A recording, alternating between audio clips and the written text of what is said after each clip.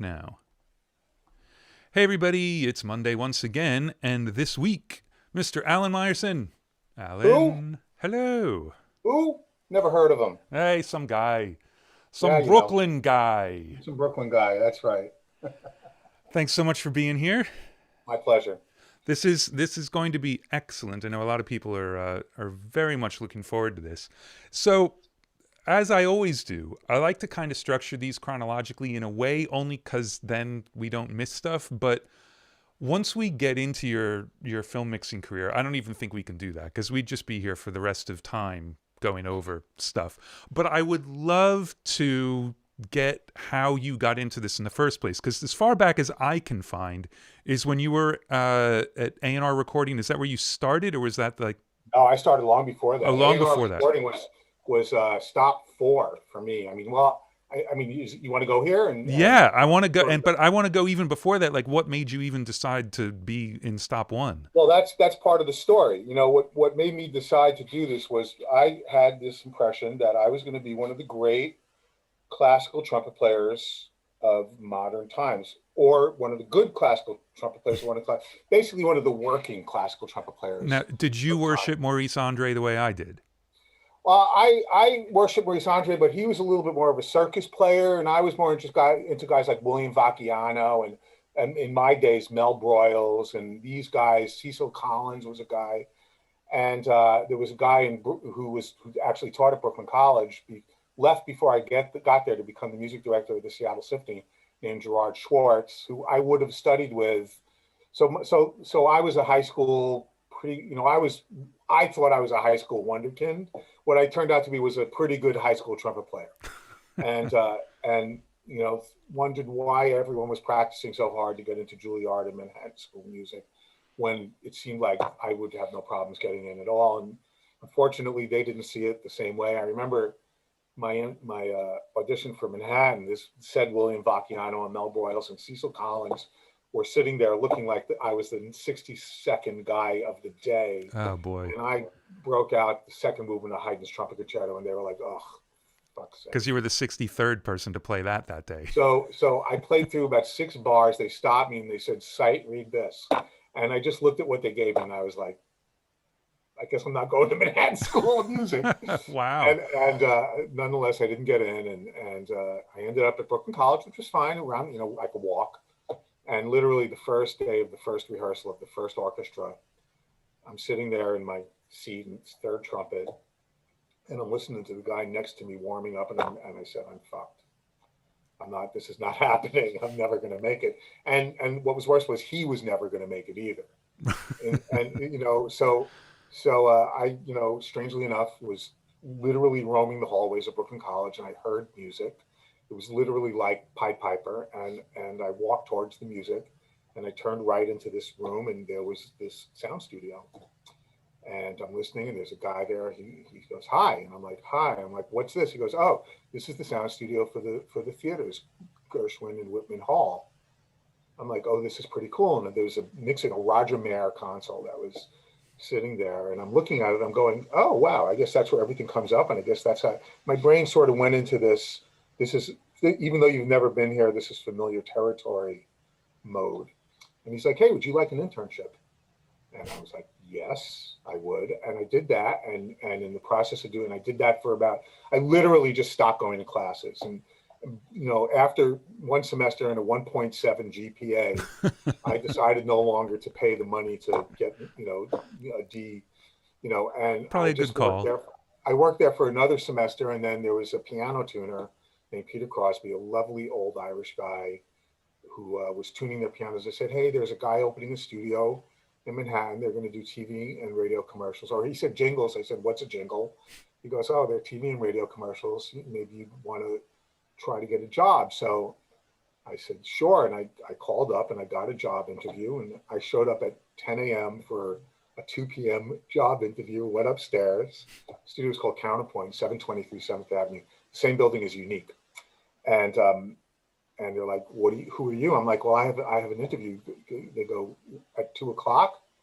I said, "Yeah." He goes, "Will you leave and come back at 2 o'clock?" So I did that. And I came up there, and I guess they appreciated the spunk. So I got the job. And so that was it. And I walked in, I got to work with this just phenomenal New York session engineer named Gary Chester, who to this day I look at as the greatest thing that ever happened to me, because he taught me not only how to be a good engineer, but how to be a fast engineer, and how to like make people comfortable with you there, and how to give people the impression that you know what you're doing and everything's okay. And it took me a long time to, that those lessons weren't obvious to me as I was having them, but over the years they seeped in, and that sort of basis for the start of my career really, I think, got me through some of the toughest sessions on some of the biggest movies. And I'm still in touch with him to this day. I've expressed my love to him so many times. It's he'll hear this and call me up. It's his birthday in a week. So nice. And then after doing that, I'm gonna try to condense it a little bit. It's hard, but no I was reason working to. there. I was doing tons of jingles. I was this trumpet player. Now I'm working with the trumpet players from Blood, Sweat, and Tears, and Marvin Stamm, and the Brecker Brothers. I mean, like all these great, amazing. Because if you're doing jingles in New York for the biggest advertising agencies in the world, you hire the best musicians in the world. So every single time I walked into the building, I'm working with Steve Gadd on drums, and it's like, it was unbelievable. It was just, I wouldn't have traded in. I would have never gotten to where I've gotten to without that experience. Right. But as a young guy, there was this Belgian producer who wanted to do a vocal session on July 4th in 1978. Okay. And they couldn't find an engineer, and the owner of the studio was this fantastic R&B songwriter from Philly named Jerry Ragavoy. He said, "Who am I going to get to engineer?" And I went, "I'll do it." Any chance to sit. What they used to do for me was, I was making, as most of us did in those days, $3.40 an hour, and so one of the things you got in return was at night you could use the studio. So I would bring bands in all the time and learn how to make very bad drum sounds until I started learning how to make adequate drum sounds, and you don't learn how to make good ones till you work with an engineer who knows how to make good drum sounds. But I got all this experience, so I said, I'll do it. I would take any experience. So I ended up doing this vocal session for a disco record, and the guy offered me a job in the outskirts of Waterloo. I mean, not even the outskirts of Brussels, the outskirts of Waterloo, Wow. Had this studio, this really cool studio. He was a wealthy songwriter that lived in Belgium. He had written a song that was like a big hit, and had a lot of money, bought a Coca-Cola bottling plant in Belgium, and I went there to work and spent 3 months of a year sort of commitment, and then got fired for various reasons involving crashed cars and drugs and incompetence. Probably put incompetence more than the other two, because I had no idea what I was doing. But the beauty was, while I was there, I got to record a Chet Baker record. I saw that. I mean, at 19, you recorded a Chet Baker record. It's Al Schmidt tells this great story about how he was doing a demo and Duke Ellington walks in. This is my Al Schmidt story. It's like, I'm told that you're doing this jazz quintet, and I'm like, okay, sure, yeah. And so I set it up, and Chet Baker walks in. Now, being a trumpet player, that actually meant something to me. And there is a great picture of me. When the record did come out, it came out for like a day, and I found it at Tower Records. In the inside, there's a picture of the band with me in the picture with Chet, so it's, that's amazing. So then I got kicked out and fired, and I came back, and I was doing voiceovers at a voiceover studio, and this Leanne Unger, who's a dear friend of the industry and a very, very good friend of mine who I had met while working at Counterpoint, was doing an independent project at RCA in New York on 44th Street. And she said, why don't you, that's not what you should be doing. Just take the pay cut and come assist me. And I did that. And I went and worked at RCA. And through that, I met this other engineer named Howie Lindemann. And he got me a job at the Hit Factory. So that's where the record world journey really began. And had you, because I mean, you sort of discovered engineering almost by accident. But did you, once you got into it, really want to make records? Was that the thing you wanted to do, or you didn't care, you just wanted to engineer? Honestly, at first I just wanted to do jingles. The idea of being in a band with four young kids who were splashing away when they weren't at CBGBs, or being in a room with the Brecker brothers and Steve Gadd and Will Lee Yeah. doing a TV commercial, it was a no-brainer. It was I was happy as a clam doing it. And, look at my career, look at where I ended up. It's full circle. It's just, instead of jingles now, they're movies, and there's the beauty of the film industry is there's no lead vocal. It's just, I don't have to worry about crazy singers Yeah, but of course, instead of doing start to finish in a day, you're spending, at least 2 or 3 days on a movie now.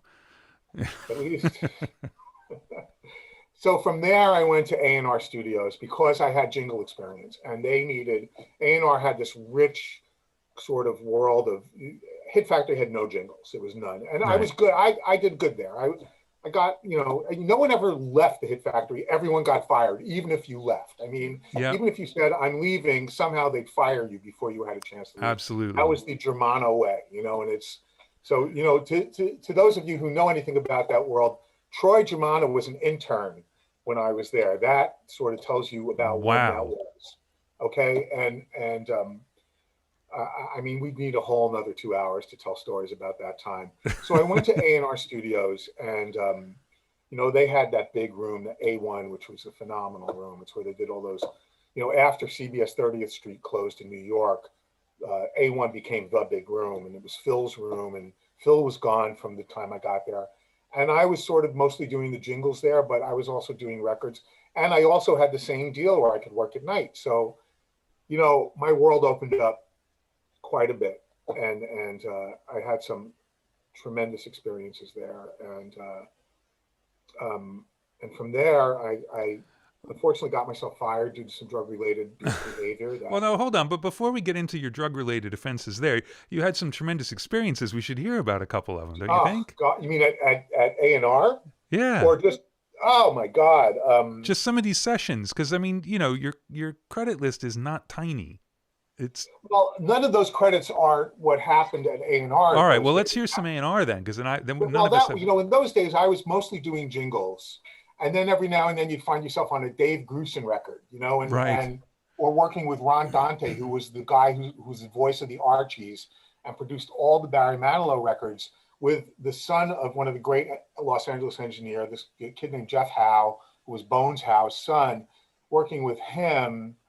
And, just the wealth. So there was an engineer there named Tom Jung, who was he was like the Sean Murphy of New York. He had started this huge studio in Minnesota and moved to New York, and was this like never ending vat of knowledge of engineering. And, working in Phil's studio, there was all these standards and practices that they had set up, like the whole concept of a delayed chamber or delayed plate, the pre-delay, which they had. If you look at like the first digital chamber pre-delay, it was made by Marshall, and it was called the AR1. Mm-hmm. And the reason it was called the AR1 because it was designed after the A&R Studios pre-delays for their plates, which were all Scully tape machines, where the distance between the record head and the playback head was, wait for it, 120 milliseconds. Yeah. So the AR1 was a delay that had one setting, and it was 120 milliseconds. And then they came out with the AR2, which was variable, because people were going, what do you mean I can only do this one thing? And they're like, yes, shut up. And so all of these experiences, how to tune a plate, how to, all of these life experiences of being in the studio, setting up orchestral sessions, working with, I remember doing a movie with, with a guy named Michael Small. I was an assistant, and we were doing this movie called Blowout with John Travolta, I think it was. It was about a sound engineer. And the orchestral session, it was like one of the first really big orchestral sessions, and Ron Carter was playing bass. And, it's just, and the way they set up a room, Phil had this sort of philosophy of setting up orchestral sessions that was different than the traditional way of doing it. So the guys that sort of filtered down from him sort of did their version of that. But you can still see all this stuff. There's a great Sinatra video of Phil engineering and Quincy producing and Mike Brecker playing saxophone and all that. And it shows all these like four trumpet players in a circle around an omnidirectional microphone. And that's that, you know what I mean? These great sort of versions of how to record. So all of those experiences, I can't think of one in particular because honestly, my memory sort of stops about 37 years ago for a good reason. But they were just, you know, that and the Hit Factory, you know, in the Hit Factory, I got to work with all these, you know, Burt Bacharach and Carol Barrett-Sager and all these incredible people. I got to hang out with John Lennon because they were doing the Double Fantasy record while I was working with Thelonious Monk Jr., this guy named Toots Monk, on this record that became a big R&B hit called Bone Bone V back in the day. I end up in an elevator with John Lennon, who at the time I had big round glasses and a lot of hair, and he told me I looked like Peter Asher. I had no idea who Peter Asher is, and now Peter's a friend of mine, and it's like, oh, I kind of see it, you know. It's like, you know, and so you know, it's just like these rich experiences that I had, and in all those times doing all these, you know, you'd end up in the studio with Giorgio Moroder for a day doing drum programming, and then he'd kick you out once he was set up because that was the way he worked. And you know, there's so many thousands of opportunities to just see how the big league world worked. And then there was, you know, the other, so that was, you know, my story, my New York story isn't quite as glamorous as like the guys that ended up at media working with Bob Clearmountain and then Power Station making records with the band Power Station and the Stones and stuff. I was doing, you know, my world was a different, you know, I was still doing jingles. I was working on these, like, you know, I wasn't doing bands per se, really. I wasn't like the band comes in and stays 3 months and records. I did a little of that, but for the most part, I was, you know, in the day-to-day workings of a busy studio where you'd end up any day on a Billy Joel overdub or on, like I said, a Dave Grusin rhythm section or something like that. And that was sort of my, you know, my learning curve at first. And then when that ended, one of the people I'd worked with was this really fantastic jingle producer named Roger Tallman. And I lost my job. And Roger, funny how that works, Roger called me a week later to do this Cadillac commercial saying, hey, you know, you were terrific as an assistant. I'm sure you could engineer. Would you be willing to do this commercial with me? And I was like, how much do I get paid? He's like, I don't think I said that, but I remember I got $15 an hour. You know, right, way more than I ever made. Yeah.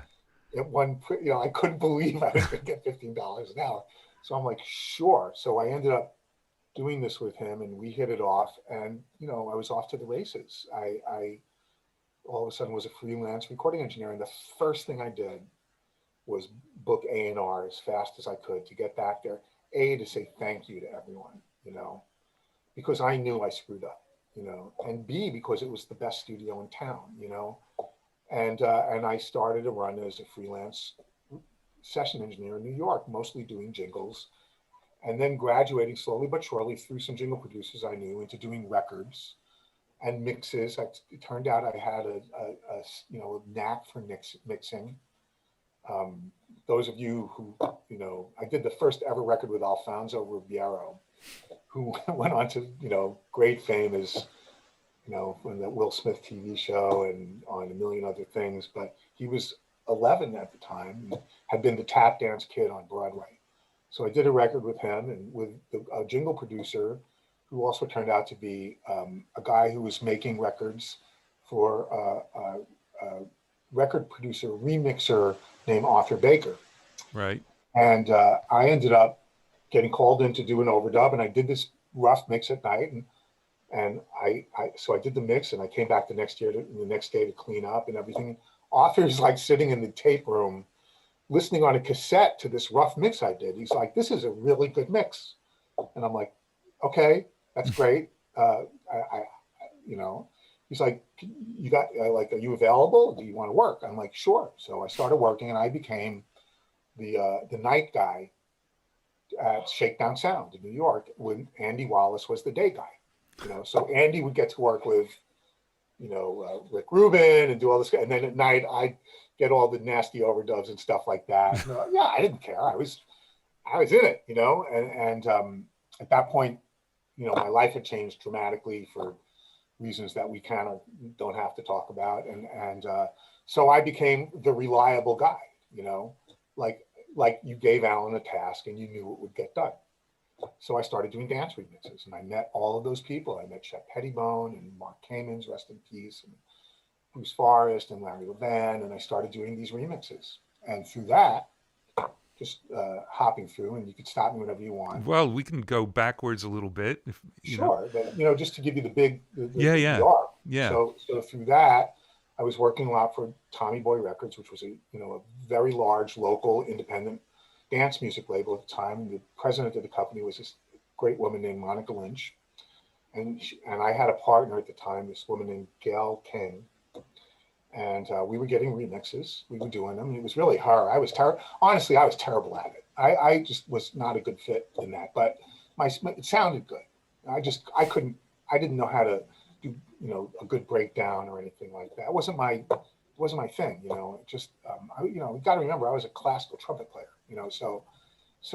Anyway, so through that, Monica asked me if I'd like to do a remix on a song for Brian Ferry, and I'd take any work. So I got this remix on this album, the song Right Stuff, and I did it, and I got enough money that I could hire enough people that I wouldn't lose too much money, and I hired the Latin Rascals to edit it up for me, who were these incredible analog editors at the time. Every record you heard in the early 80s had been edited by the Latin Rascals, and they worked out a shakedown, and they became friends. They're still around, not as a team anymore, but they're still around.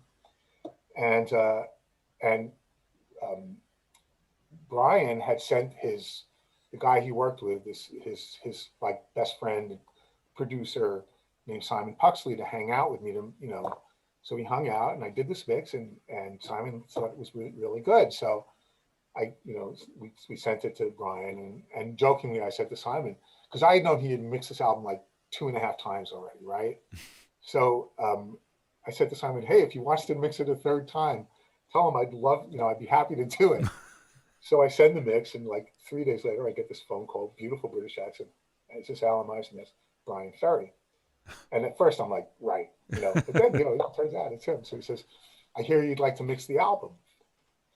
I was like, yeah. He goes, but if you'd like to, I'd be happy to send it to you. So I ended up mixing the album. Brian Kane, we booked Shakedown, Skyline, which had become a little home of mine at that point. Skyline in New York, and I ended up mixing, I think 7 of the 9 songs, or I don't know. There were a couple of mixes that I didn't end up remixing, and that was my first kind of record credit that people noticed, like where they was like, hey, because the hard part was Clear Mountain had mixed everything before that for Roxy Music and for Brian. Right. Like walking into that was like, I like when I got the call for Brian, I just started listening to Avalon, and I'm like, well, what am I doing trying to, it's one of the greatest sounding records ever made, and what am I doing trying to do this? So I'm like, okay, I have to make a decision here, and the decision is I'm gonna hoist my own petard, and I made a decision not to listen to anything at all while I was mixing that record. Nothing. No Roxy Music, no Brian Ferry, no Bob Clearmountain, no radio, no one else's anything. It wasn't one of those projects where, sometimes producers come in and they want you to listen to this. I want that hi-hat sound. Listen to this. I want that snare sound. And listen to this. I want that bass sound on the E string. And listen to that. I want that bass sound on the G string. And, and they weren't asking any of that. So I just went in there and I said, I'm going to live and die by what I do on this. And if it works out, great. And if it doesn't, what have I really lost? I judge that record for yourself. Some people think it's a great record. Some people think it's another Brian Ferry record. We didn't have like a Slave to Love style hit. Right. But Kiss and Tell was in a bunch of movies, and it did well, and it charted, and I did a remix on it, and that charted. And so the ball started going, you know, and I started getting into that world and remixing records and getting work, and I got a manager and all that, but I was never comfortable in that. To be honest with you, Andrew, I always felt like there were people that did anything I did, I felt that there was someone that did it better than me.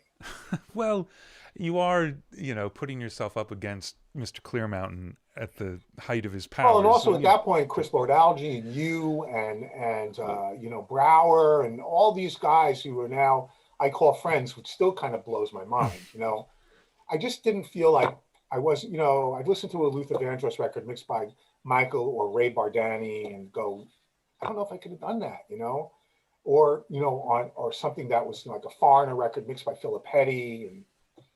And Philip Petty was a big part of my story because, you know, because of this feeling of insecurity I had, I really started to stumble, you know, and I was trying to decide whether or not this was really for me. Am I going to make it, or am I just going to be, you know, one of these guys that's going to, you know, sort of just end up, God knows what, where. and this is while it's going pretty well. Yeah, yeah. So at this point, I was working mostly at Skyline and at Right Track as a freelance, and for author, you know, and I had gotten to know Frank during the Foreigner record because I was working at Right Track, you know, and I listened to I Want to Know What Love Is, and I'm like, how does anyone else other than him make a record like that? You know, it just didn't seem possible to me. I didn't understand reverb the way he did. I didn't understand getting clarity and punch and size and width and depth, or at least I didn't think I understood it, you know? Maybe it was the records I was getting, I don't know what it was, but so I said to Frank, I said, I don't know if I'm going to do this. You know, I don't know if this is going to be my journey. And Frank's like, you're too good to quit. Don't quit. Hang out with me. Get your mojo back. I don't know. I don't think we used words like mojo in those days, but you know. And I went and hung out with him at. I remember the day he was doing a remix on something at the Village at God, senioritis on 8th Street. Oh, I don't know. Jimmy's studio. Jimi Hendrix studio. Yeah. Oh, Electric Ladyland. Right. So he was at Electric Lady, and he invited me down, and I just started hanging out with him, and it got me my spirit back a little bit, and so I kept going, and then I moved out to LA, and I'm like, you know, it was a good time to move out to LA, and I moved out to LA in '87, and I pursued it. And then at a certain point, I really didn't feel like I was at the level of professionalism that I had produced my first record.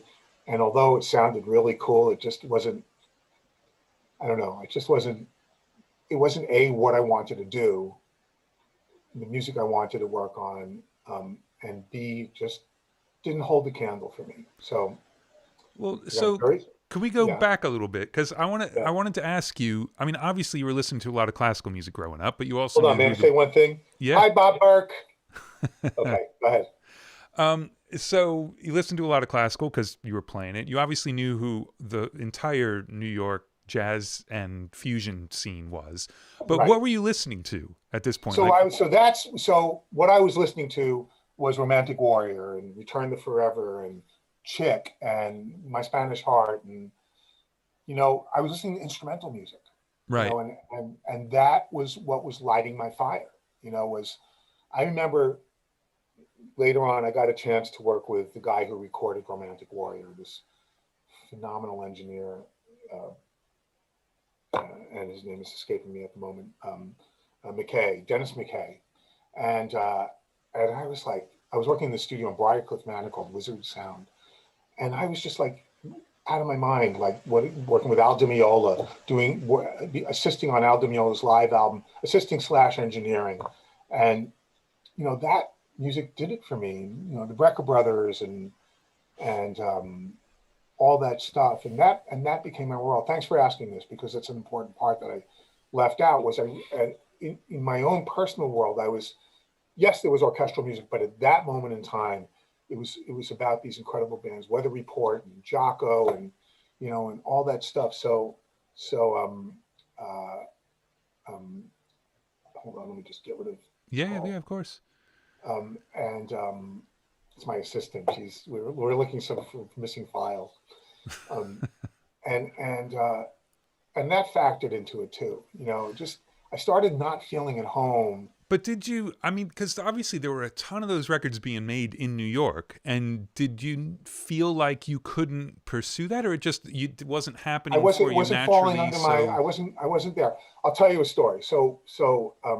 And I have to be a little bit revealing about myself to tell this story. So, at a certain point in early 1984, I stopped doing drugs and alcohol, and I got to spend time with other people who had stopped doing drugs and alcohol. And one of those people was Michael Brecker, and Michael became a huge influence on me. He became a very good friend, and I started spending a lot of time with him. And one of the things I got to do with him was go to the Skyline Studios, which was a home of mine, and hang out with him while they were doing the Modern Times album from wow. Steps Ahead.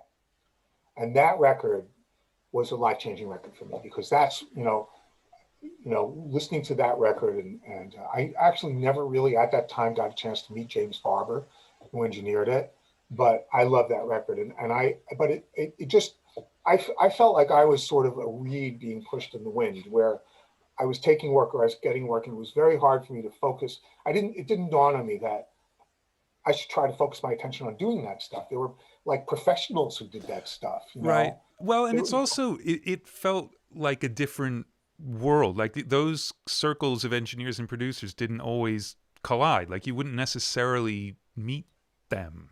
that's So, right. I met a few of them, but I didn't meet them in the sense that I was going to get work out of them. And then I right. left. You got to remember also about that time I left. So in '87, I was fortunate enough to get this tremendous relationship with Polygram Records. I was mixing most of their black music catalog because I had worked on this album by this band Cameo called Word Up, and that went really, really Yeah, well. but that did Um, all right. yeah, it did all right. I didn't mix. I mixed one song, but I worked on a lot of the record. And then they had asked me to do the next record, but at that point, Polygram was giving me a lot of work, and I was working bi-coastally. And I thought at that point maybe it's time for me to change my life a little bit, and I decided to move to LA. So maybe I left, right before the miracle, right before I had the opportunity to start doing those records. And I came out to LA and I started pursuing my career out in LA, where I was not I wasn't meeting the Yellow Jackets, and I wasn't meeting Joe Sample, and I wasn't, you know what I mean? Until Yeah. later on, I hadn't met all those people. And then later on, I did get to meet all those people. But by then I was already in this world. Um, so maybe I was, as Charlie Brown says, maybe the day my ship came in, I was at the airport. Charlie Brown's deep dude. He's a deep dude, Well, isn't look, he? I mean, your ship came in. It's just you got on a different ship. I think I it's worked did. out all right. And the funny thing is that the day I was at the dock and I was looking at the ship, I thought to myself, that's a nice ship, and never did I feel as home as when I started doing this. Well, It took many, many years for me to feel at home, but I did. And that was, I think, that sort of sense of being where I'm supposed to be affected my work ethic. And although I always worked super hard, I've been doing 100-hour weeks since I'm 17 years old. So I never didn't have a work ethic. When I was producing dance remixes, the pathology was you spend a day from like 10 a.m. to midnight getting sounds, and then a 24-hour straight run doing versions. And so I was part of that club and doing that. But this was different. It didn't feel like work anymore. right. You know? And I want to go back a little bit only because for the people listening, it may have gone a little bit fast for them to quite sort of connect some of these dots. So, like that first mix you did for Arthur Baker, it's a rough mix. You put up faders, that was it. You're done. But I did a little EQing, a tiny bit of reverb. yeah, And but the training you got in doing jingles, I mean, totally, that's as much time as you would have had to mix. And it would have been as absolutely. complicated as a record, even if And it's the only funny 30 thing was, seconds I long. didn't know how to not mix that way. Right. Like when I heard people spending a day on a snare drum sound, I'm like, I couldn't. I would book Larrabee when I came out here for a day to get a mix, and I'd be done in 3 hours. I'm like, what do I do with the rest of the day? And then the whole versions thing came into it. Right. You know, it's funny that you say that, because that, I remember I was working with our jingle producer named John Hill, who had his own studio in Midtown, and I did a mix with him. And you go, and he came, he listened to the mix, and he said to me, "I can hear everything." And my thought was, well, aren't you supposed to be able to hear everything? Yes. You know, it didn't seem like that should have been like a judgment of good or bad at the time. But I guess that wasn't something that was so easy, because then I started seeing other mixes where it wasn't quite the same situation. Yeah, and I think it's always a matter of anything that's easy for you, you assume everybody else can do, and you don't see it as a talent. I mean, and you talked a little bit about your sort of imposter syndrome, but I mean, a quote from you is that at one point you were insecure to the point of feeling like you were committing malpractice. Right. I still do. I mean, and I think we all have that, definitely. And there's sort of two groups of people. There are a few people I've talked to on these shows who don't have it at all, and it's incredible to me. But just about everybody has that imposter syndrome about this. When I hear people say, I get this record to do a mix, and if I don't like the bass part, I replace it myself by playing it. I'm like, that doesn't make any sense. It's funny. I'll tell you, this is my truth. Okay. I have this expression I'm living with now in COVID, which is, you're only ever as happy as your least happy child. And the way it applies to work is, you're only ever as happy as your least happy client, and so I'm in the middle of this three-pronged world at the moment, where I'm mixing, I just finished mixing a Disney movie with a very high profile client. I don't feel like naming names at the moment. It's fine. We can later, and they were ridiculously happy. And then I'm still finishing. The reason I'm checking my email is because this guy's going to need me to mix at some point today. Another one with another very, high energy, high profile client on a huge movie, super happy. Then I have this one thing for another high, profile client that's a single 3-minute piece of music. And I just didn't feel like I got it right. And literally, it's all I've been thinking about for the last 5 days. So they asked me for some changes. And yesterday I went in and I listened to my mix, and I was like, this is not a good mix. This is not a good mix. Because I did one round of changes based on the original mix I did. And I'm like, this is not a good mix. And I just made a decision. I'm like, okay, I'm at this point, I'm Alan Myerson, whatever that means. And if I want to remix this from scratch, I'm going to remix it from scratch. And I did another version, and they were happy. But that became like, the fact that this guy's happy and this guy's happy meant nothing anymore, because all that mattered was this guy wasn't happy. Right. That's just like, never mind. Certain things you can't say anymore in 2021, but line up 100 people in a row, and I will immediately find you the person that likes me the least. I think we have a little bit too much in common, but that's all right. I think you and I know that by now. You and I are friends long enough to know that. Yeah, but I mean, I don't have a cool beard though. Well, just stop shaving. But I got a little more right here. So. I know. Look, you didn't have to rub that in. I've just outgrown my hair. I decided to rub it in just because. That's all. I've just outgrown it. Now it's down here. Well, the thing is, you have a brain that's so large that there just isn't enough space for the hair to cover it. Yeah, that's I have this little tiny, kind of like, hardball of a brain. You have like this softball cantaloupe, and I have this like little cherry of a brain. I don't know that softball cantaloupe brain is really a compliment. But I'll take it. I will take it. I want to go back. I want to talk about one other person, though, because you talk about Gary Chester, who taught you all the fundamentals of, first of all, just of engineering, but also the ability to move quickly, to be organized, to make sure that stuff is finished. No one's business. But, so at Hit Factory, though, you had Ed Sprague, who was like the opposite. And I figured it's worth talking about because you still bring both sides of that to your work. So Ed Sprague is another one of my mentors. And Ed taught me a whole different approach, whereas, Gary just created this thing that was great every single time. But what we never had time to do in that jingle world was experiment and try stuff. So Ed was the first time I ever really worked with a beard stroker who could sit back like this and like come up with ideas for, I remember things like bringing trash cans with leaves into the studio and washing them around. And, in jingles, there's nothing called a room mic in a jingle. It wasn't that type of sound. And, with the Hit Factory with Ed, I was learning about ambience and tape delays and, all those kind of loops, making loops of stuff like that. And so Ed was my first real, unfortunately he passed away not that long, 10 years ago, but he was my first experience at learning that now that you know the rules, it's time to break them and see what happens, because if you screw up, you can always get back to something that fundamentally works. And without that experience, I don't know where I would have been with a guy like Hans Zimmer. It's like, you have, once you get into the film world, all of these skills become part of your life. Being super fast and Yeah. being a beard stroker are both equally as important when you're trying to create something like Black Hawk Down. It's just, there's just no, it's the wealth of all the experiences. But Ed was a phenomenal engineer. I would say Ed and Leanne Unger were really the first two engineers where they were taking me out of that comfort zone. And then Howie Lindemann, who was a great R&B engineer, fantastic. He was Roberta Flack's engineer. That's how I met him.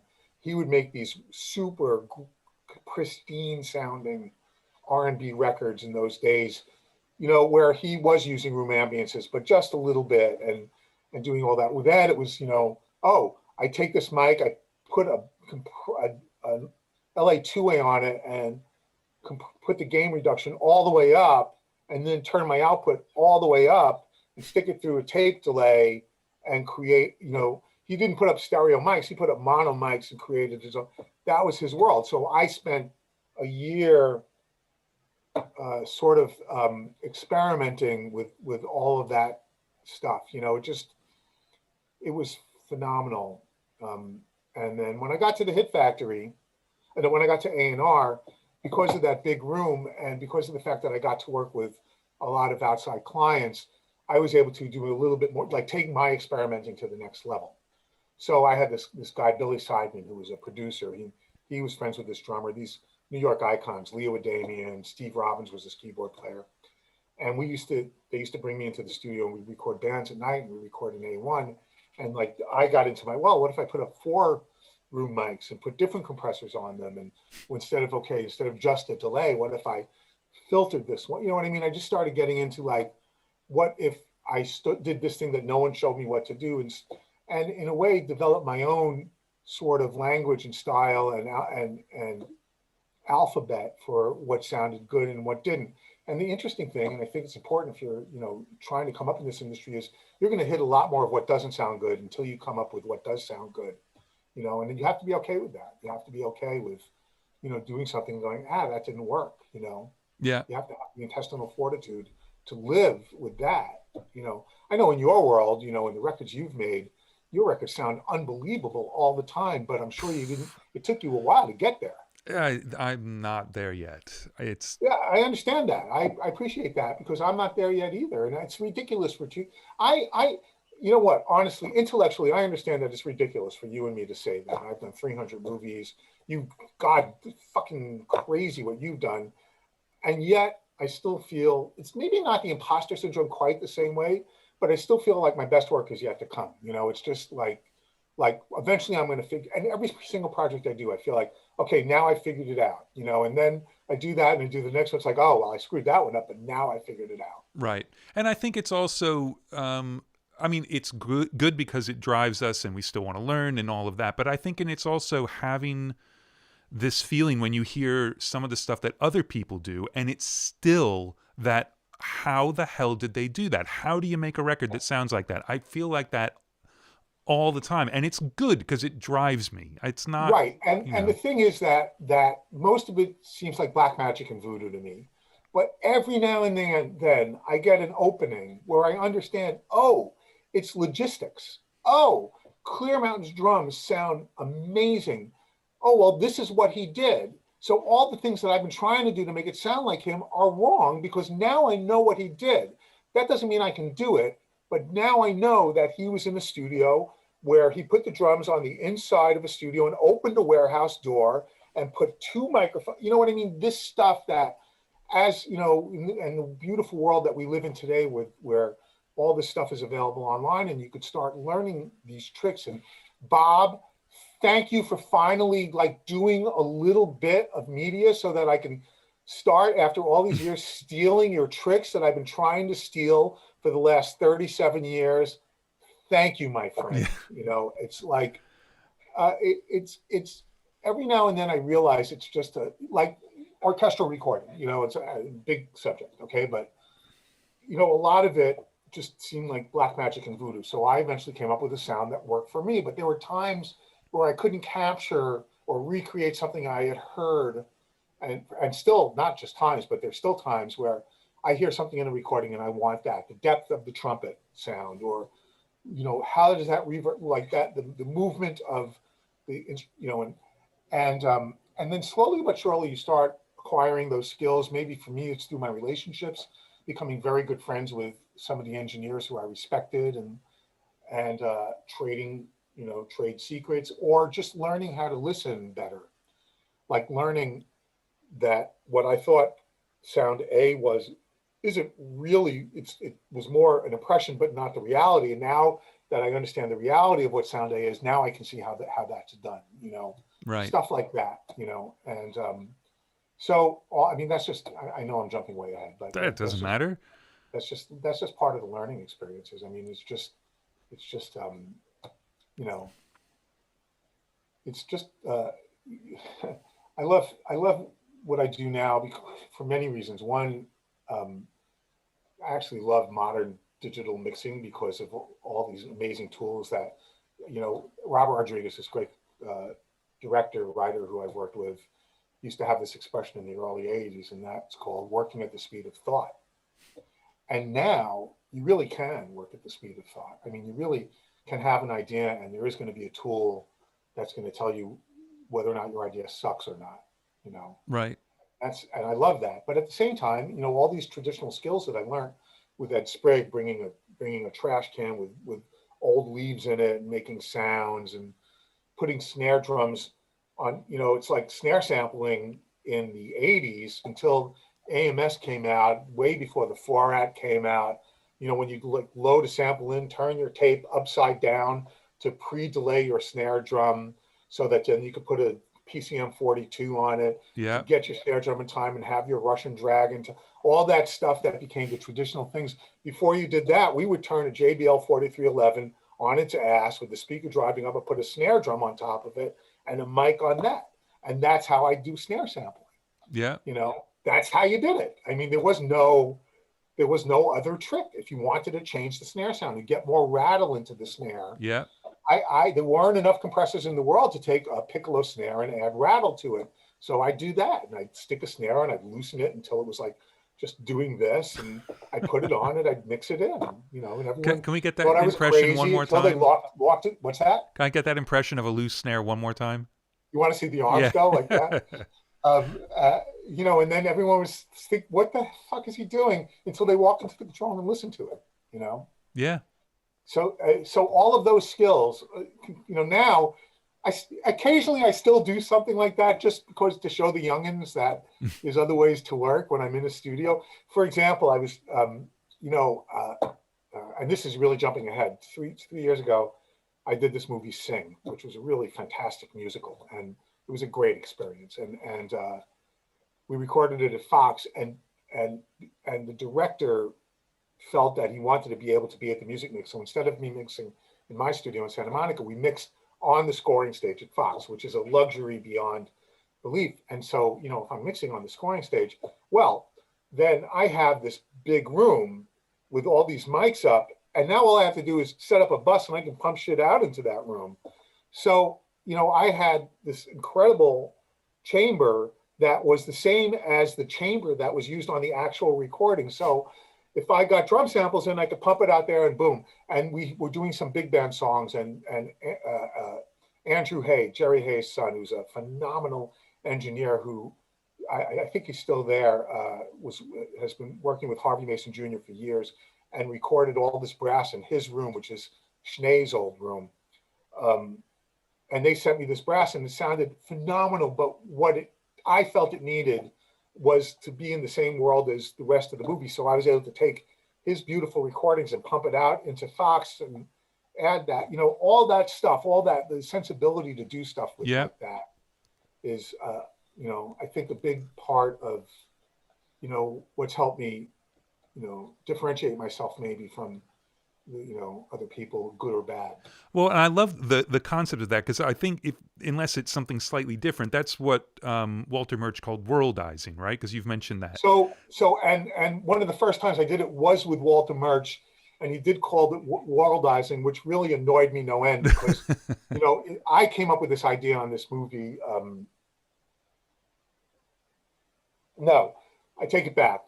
I did a different movie with Walter that annoyed me no end. But I was doing Traffic, the movie Traffic, and it was a synth score, but they wanted it to have an organic element to it. So I said, let me try an experiment. Give me $3,000 to try an experiment. And I said, I'm going to book Capitol, and I'm going to set up a couple of voice of the theaters in the time that they had them there, and I'm going to mic the room in a couple of the chambers and bring back and record these synth sounds back through that world in 5.1. And one of the people on there was like, "Oh, you mean worldizing?" I'm like, "Okay, if that's the world you want, if that's the word you want, if you want to take away the fact that it was my idea and turn it into something that was like this project's idea, feel free, And so I did that, and they loved it, and it's that's on the list of some of the most iconic scores I've ever done for myself, is that score because of what it started as and what it had to become. But because of that, I was telling that story to Chris Nolan when I was doing I take it back. I was doing this movie, The Prestige. It was Chris's second movie with, it wasn't Hans at the time. It was another composer whose name escapes me. And it was all synth score. And I said, I did this thing on Traffic and it worked out pretty well. And Chris is a guy who, isn't really one for surprises. And he's like, well, you should go do that, but don't be offended if I don't use it. I'm like, no, it's cool. So I went and I did the same thing, and he was really, really happy with it. So then I told the story to Jason and Howard while I'm doing Michael Clayton. And he's like, well, why aren't you doing that for me? So I did that on Michael Clayton, and it became sort of a thing. For a minute there, it became sort of a thing. That's funny. Well, look. Yeah, but Walter Murch did call it worldizing. That is correct. Yeah. Well, look. Once we get into film world, there's no way in hell we're going chronologically because your filmography is just too long, and that's silly. But I want to get the transition from in '93 and '94. You got records with Danny Minogue, Dave Koz, and Hiroshima. But in '94, you've also got Renaissance Man and Lion King with Hans. So obviously, the Hans thing took off like a fucking rocket. And I'd love to know the transition and how that happened and what your role was initially. So the Danny Minogue record and Hiroshima was actually something I did while I was already working with Hans. But I was the Danny Minogue record was one of those records where I sort of started feeling like maybe I'm not in the right place. There were other records that were happening at that time too. And there was a lot of hip hop that was happening. I had lost my room at Larrabee because a hip hop artist had taken it over. I kind of lost my will about the whole thing, and I was I wasn't working that much. I was pretty limited in my amount of work, and spending a lot of time walking down the beach, listening to self-help cassettes, and what's his name, the big tall guy, everyone, what I'm talking about. I don't know. He's super famous for not you, even taller than you. I'm sure someone on your chat will know Anthony Robbins. I was listening to right. Robbins. Okay. And I didn't know what I was going to do, and funnily enough, I was still being managed at that point, and I was at a party, and I was half joking around. I'm at the party, and I'm like, yeah, I don't know what I'm going to do with my life. I don't know. Maybe I should do like film music. Maybe someone like, I don't know, Hans Zimmer would like to work with me. And I was like kidding, and be careful what you say, after that. So at some point in the near future, my next door neighbor, whose son I had gotten internships for at different studios, and he was floating from studio to studio. It wasn't really, didn't seem to be his thing, but he had ended up working at what at the time was called Media Ventures with Hans, and his engineer at the time was a guy named uh, uh, Jay, and Jay JJ. and I knew each other from New York, and so I said, "Oh, tell Jay." I can't believe I can't remember his name. Tell Jay I say hey. So he does that, and I guess next day he called. They said they'd love you to call him. So I called, and the manager of the studio um, said, "Hey, why don't you stop down and see the studio?" So I did that, and I had my little resume, and I don't even know what I was looking for at the time. And I just done the Brian Ferry, and I had the Brian Ferry record, and I had done New Order at that point. I had done their Hmm. Technique record. So that world of sort of British pop kind of thing was appealing to me, but it wasn't coming, it wasn't like, I wasn't becoming Stephen Hague fast enough. So although I was working for Stephen Hague at the time, which was kind of nice, Right. and working for Flood, and I was doing kind of cool records, but it wasn't a living. You know what I mean? It wasn't a living. Right. What were you doing with Flood? Just because I'm going to make I you did tell this me. record, this band called Book of Love All that he right. produced and I engineered. And actually, recently in the past few years, Flood's part of this instrumental group called Node, where Hmm. they do these live concerts in London. Yeah. And Yeah. With the I mixed modulars and. I mixed their last album for them. So Oh, nice. yeah. I did it for free, just because. Anyway, so I don't know what was, but I guess I used to have this little resume, and so I dropped it. I said, "Hey, if I can be of any use, please feel free to call me." Sure enough, they called me, and I started just more hanging out than anything else. And the Lion King thing, the first Lion King thing, I really didn't do very much on. But they had at the end, they said to me, "Have you done orchestral recording?" Um, and uh, and I said, "Yes, of course I have." Reflecting back to the jingles in New York, right? Yeah. But nothing in the films. I said, "Well, why don't you come down to one of these orchestra sessions and just see what's happening?" So we went to Jay Rifkin. We went to Todd A.O. and I think Bruce was the engineer. No, Jay was engineering. And it was the last Lion King session on the project. And it's the first time I met Hans. And Hans and I actually met because we were both smoking a cigarette outside. And to this day, I remember the first words Hans ever said to me. He was, "I can't believe they won't let me smoke in my own session." It's like, those are the first things I ever heard out of this book. So I went there, and then I was hanging out at the studio, and through no fault of anyone's, there was this work that had to get done on the foreign language versions of Lion King, doing instrumental mixes and stuff. And I just decided to do it, and so I started helping out. And Jay was like, "Hey, these mixes sound really good." So sort of like the old Jack Douglas story of like thinking he was in trouble for doing rough mixes on John Lennon at night, and gets the job as the producer. So they actually hired me to sort of help finish Lion King, and at the same time, Hans was doing this movie Renaissance Man. So they had called me and said, they called me on a Friday and said, "Are you available tomorrow to do a drum session at the studio?" And I had always had this belief that I didn't want people to think I was too available. So I would never accept sessions the next day. But Right. I thought maybe this time God was saying, maybe it's time to break your. So I took the session, and it was Hans and Penny Marshall. And Penny and I, she's from Brooklyn, I'm from Brooklyn. We hit it off like no one's business, right? At one point, we're doing this thing, and she walks up behind me and smacks me in the head and goes, "Sounds pretty good." And Hans looks back, he goes, "I obviously don't have to be here." So he leaves, okay? And the next day I get a phone call, "Could you come in the studio?" And I'm thinking, what did I fuck up here? Right. So I go in, and Hans is there, and he goes, "Why don't I know you?" And I was like, "I don't know." He says, "Well, what are you doing for the next 3 months?" And So I don't three know. You're months, asking me for tomorrow. I'm busy. yeah. So 3 months has turned into 26 years, and so Hans and I still work together a lot, but I don't, we he has a bigger world now, and it's a beautiful world, and I love working with him, but there are times he loves working with Libsyn, and there, other projects that he does. Al Clay is a fantastic engineer, and the world has changed where with Hans's projects, I don't travel to London with him anymore. In the early days, I did, And so I'm the, I do all the recording sessions in LA, no matter what the movie, and I mix most of the stuff. But my client base has, grown quite a bit, Yeah. and Yeah. You it's got a been lot it's going been it's on. been a great ride. But obviously, none of it would have happened if it wasn't for, it's so funny. It's like life is about three things. It's about hard work, luck, and taking advantage of the luck.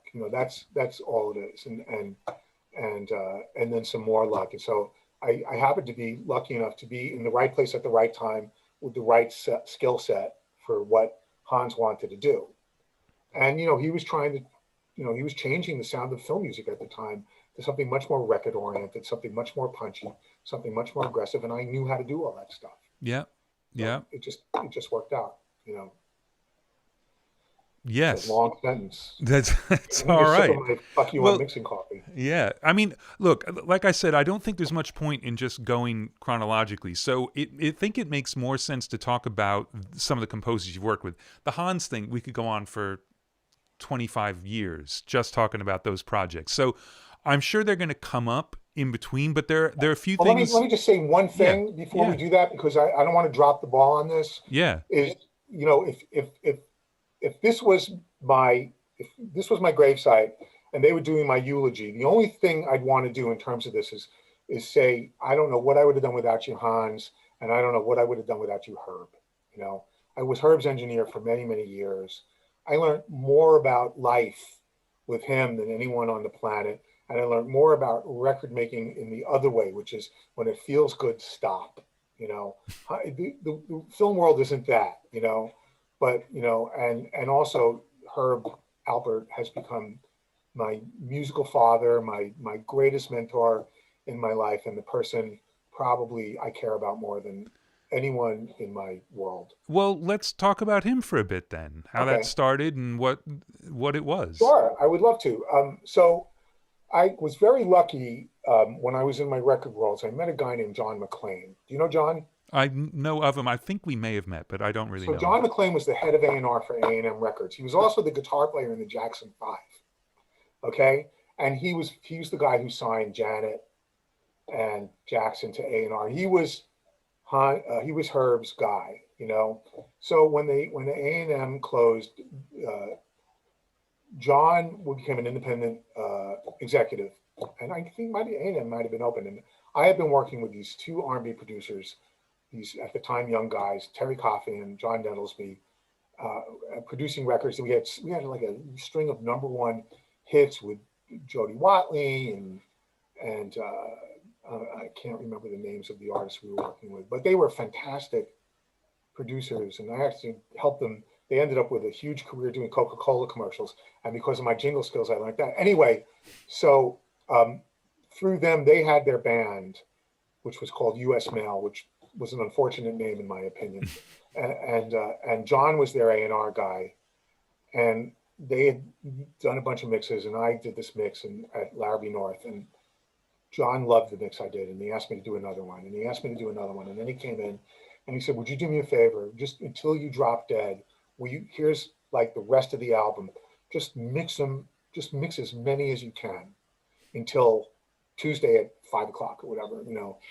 And I stayed at the studio for 3 days, and I mixed and mixed, and I got three assistants. Everyone was doing 8-hour shifts, and I mixed this album. John, was everything I did, he loved, and the guys, Terry and John, stopped coming to the mixes, and I was just banging them out.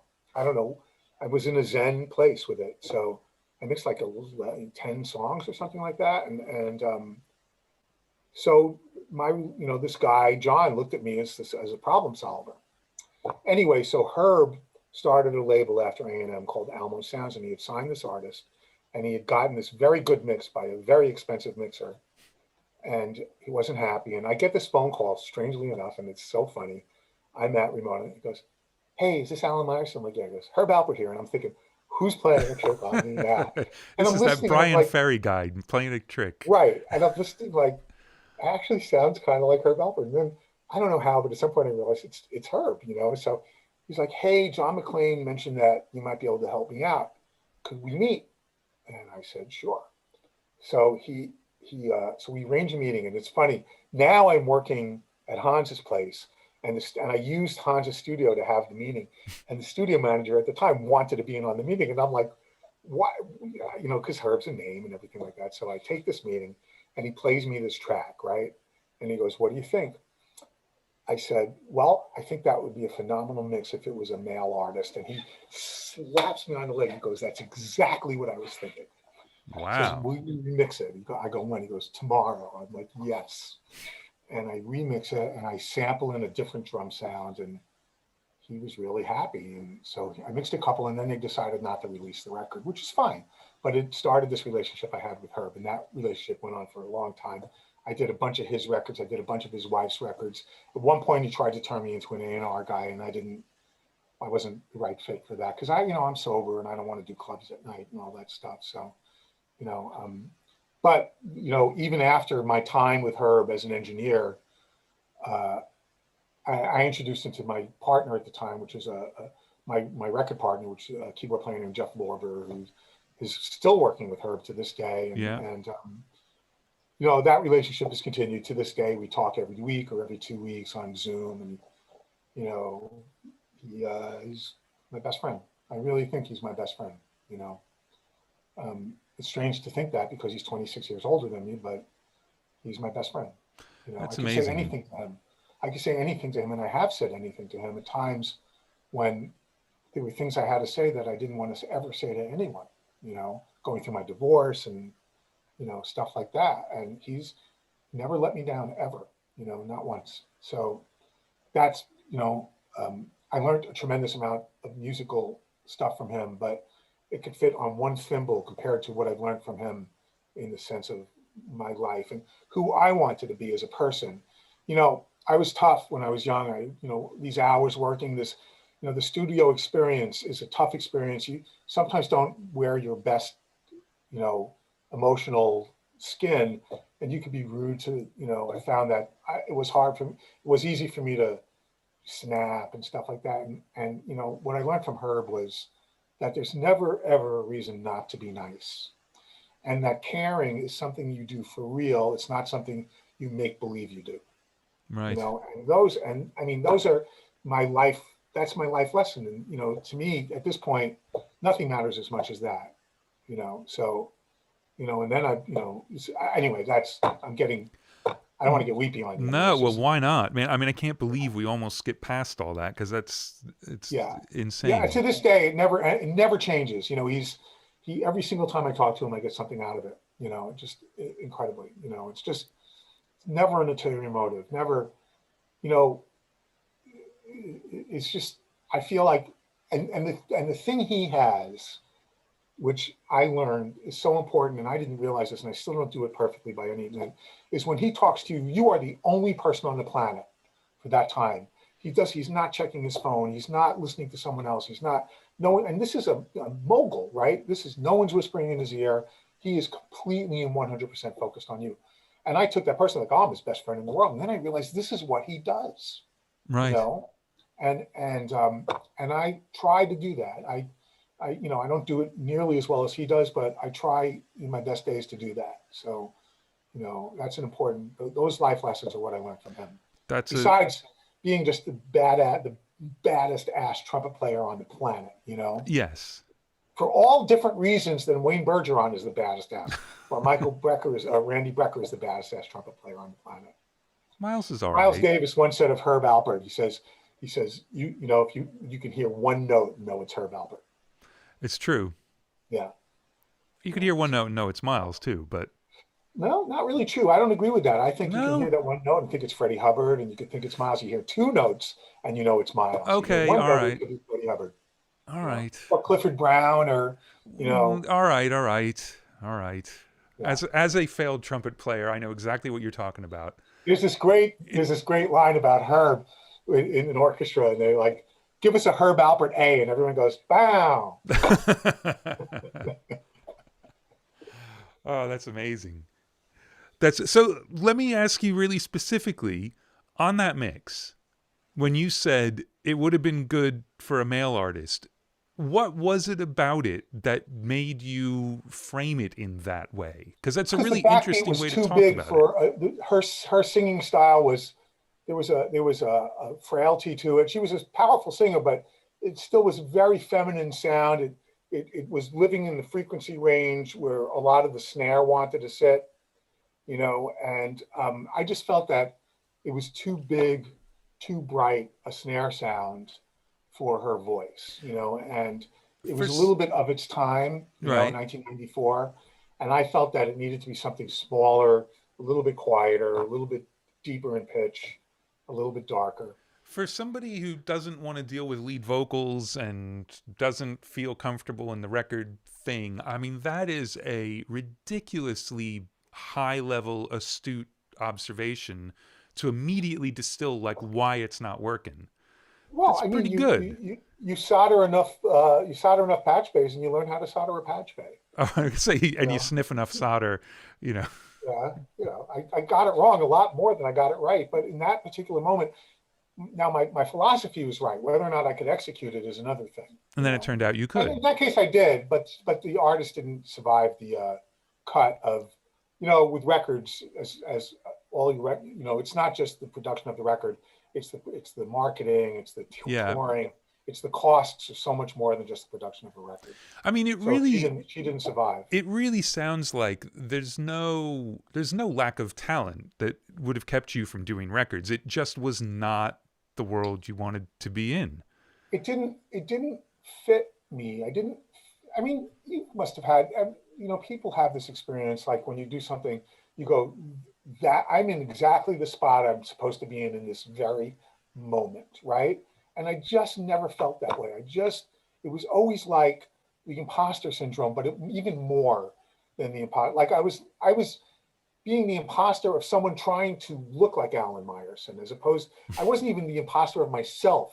I was in the imposter of myself. Right. So I just didn't, and it was hard, and the work was hard, and getting it right. And then, it's like, look, I'm going to say something with the ultimate respect for one of my dearest friends in the industry, Chris Lord-Alge, okay?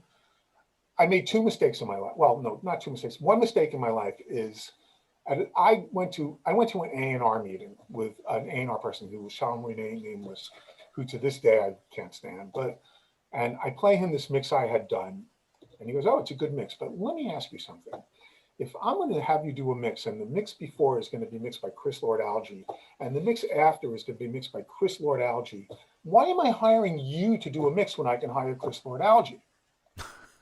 And I was like, wow, okay, well, maybe you're not. So, and then I made this terrible mistake. I started trying to make my mixes sound like Chris Lord-Alge. And I lost my sense of unique, I lost my center, I lost whatever it was that made me unique or as a mixer. And I got lost in listening to your mixes and Chris's mixes and Brower's mixes and Bob's mixes, and I stopped being a unique concept. I got into this sense of, I don't really know what I'm doing, but I have all these skills. So if I listen to all these records, I can sort of emulate what they're doing and match it. And that just didn't work. Right. Didn't work. That's not. And what it did was it got me exhausted, and it got me not wanting to do it. It got me I never in my life felt like I was working as hard as I was working at the time. Like it just felt like work. It felt like breaking rocks to me. And I think that's really hard to get out of, and especially when you've got iconic people like that who are just who are people I mean, yes. I've known Chris. Look, they offered me years ago when Chris moved to LA. He had been at Unique for a while, and I knew Bobby and Joanne from day one. I actually soldered their first console together in their first room at 799 7th. And I knew Chris way back when. And so he left, and Bobby and Joanne called me and they go, "We'd like, would you consider coming?" And I'm sorry, Bobby and Joanne, I'm just going to tell it the way I remember it. And I love you anyway. And thank you for the work in the days. But said, would you, Chris is leaving. We'd like you to consider taking the job as chief engineer. But if you were to do that, you'd need to learn the Chris Lord-Alge way. And I was like, oh, really? It's like, you're going to, and I'm not, believe me, I'm not Steve Gadd, okay, at all. But are you going to hire J.R. Robinson and say, can you play like Steve Gadd? you're not. And I understand I'm raising the level of, my levels at a No, 2 no, where no, that's at a no, 10. no, But not you at get all. the But point. You get the point, yeah, absolutely. And so I said no, but that, there was that period of time in the 90s, the late 80s, when the roost was ruled by a few Yeah. very, very skilled uh, professionals. They were like assassins, they just, Chris and but you were different. You had your own, you weren't fighting for those same, And I I was don't a know, maybe you little were, later too. I was a yeah. little later. Tom and, you know, Bob wasn't really quite in my focus, but Brower, there was a guy named Bob Rosa, so there were these people, they were assassins, and they were working all the time. And I was just trying to squeeze out a little mix every now and then. Let me grab a mix and stuff. And then every now and then something good happens. I could get the New Order record, and that was a great experience going to Peter Gabriel's studio. Now his engineer and I have been friends for 30 years, so stuff like that. And getting some interesting things out of it. But I really felt like I was fighting for the crumbs, you Well, know? and I think you're not the only one. I mean, Chad Blake's story about, I mean, he just worshipped Bob Clearmountain's mixes, and he was trying so hard to do that, and it took he and Mitchell making a conscious decision. You know what? We're not doing that anymore. And Right. But so he had a Mitchell. yeah, well, He had a that's what I'm crew. saying. It's I didn't exactly have what I'm that. I was saying. just going from project to project. Yep. Chad, there are other guys that did that with Bob, but I wasn't, Bob at that point was so iconic. It was such a, 87, that year with In Excess that came out. That was the year that ruined everyone. For me, it was like, I couldn't, Peter Gabriel's So came out, Back in the High Life came out, In Excess Kick came out, Stormfront came out for Billy Joel, just like now, Yeah, and it just would never occur to you not to try and do that, because of course right. you would. Right. And I was like trying to do remixes. Like I remember, no one had a home studio. I had a little apartment in Marina Del Rey. And I took a monthly rental on two Ampex ATRs so I could do transfers and edits. And I was a pretty good chop editor after learning from the Latin Rascals. So I was editing records and I was just trying to figure out how to make a living in the business at the time. So when the film world came around and all of a sudden, and I think, so he was part of it, okay? Clear Mountain, bass player in a punk band, right? Chris Alladin can play any instrument he wants. As good as he thinks he can, I don't know. Probably yes, maybe not, right? Serban Jania, world-class jazz guitar player. All these guys can play. I'm a trumpet player. I'm a classical trumpet player. I didn't have anything, but what I had I was a guy that sat in the middle of an orchestra from the time I was 9 years old until the time I got out of college after 6 months, So I knew what it felt like to experience that orchestral environment. And I was a really, really good orchestral reader. So I could sit with the score and I knew what was going on and I understood what was going on. And it turns out I had a knack for hearing what wasn't working and applying and being able to, when the client would like me to, and being careful not to do it when they wouldn't like me to, which was a mistake I made more times than I didn't until I learned not to make that mistake anymore by picking what client needs what. Say, hey, maybe that second trumpet note shouldn't be on two, maybe your balance is off there, or, that cello part we need to get better, or, are you sure about that note in the flute? And I could hear that even though I didn't have perfect pitch and I wasn't great at reading chords and stuff, and I couldn't tell you that it's a D minor seventh sus, but I can tell you that something's not right with that viola part. Yeah, yeah. And as it turned out, I became a pretty good producer on those sessions. So I could, Hans could leave me alone, or Newton Howard could leave me alone, and I could reproduce a brass session. And what I was also really, really good at was doing percussion sessions for, not only orchestral timpanis, bass drums and stuff, but ethnic percussion, getting big sounds and stuff like that. It was my own sound. I didn't learn it from anyone, but I just developed my knack for combining my record world with my orchestra world and getting pretty badass sounds. And, thank you Gladiator, and thank you Peacemaker, and thank you the movies of those times for letting someone make shit sound big, Yeah.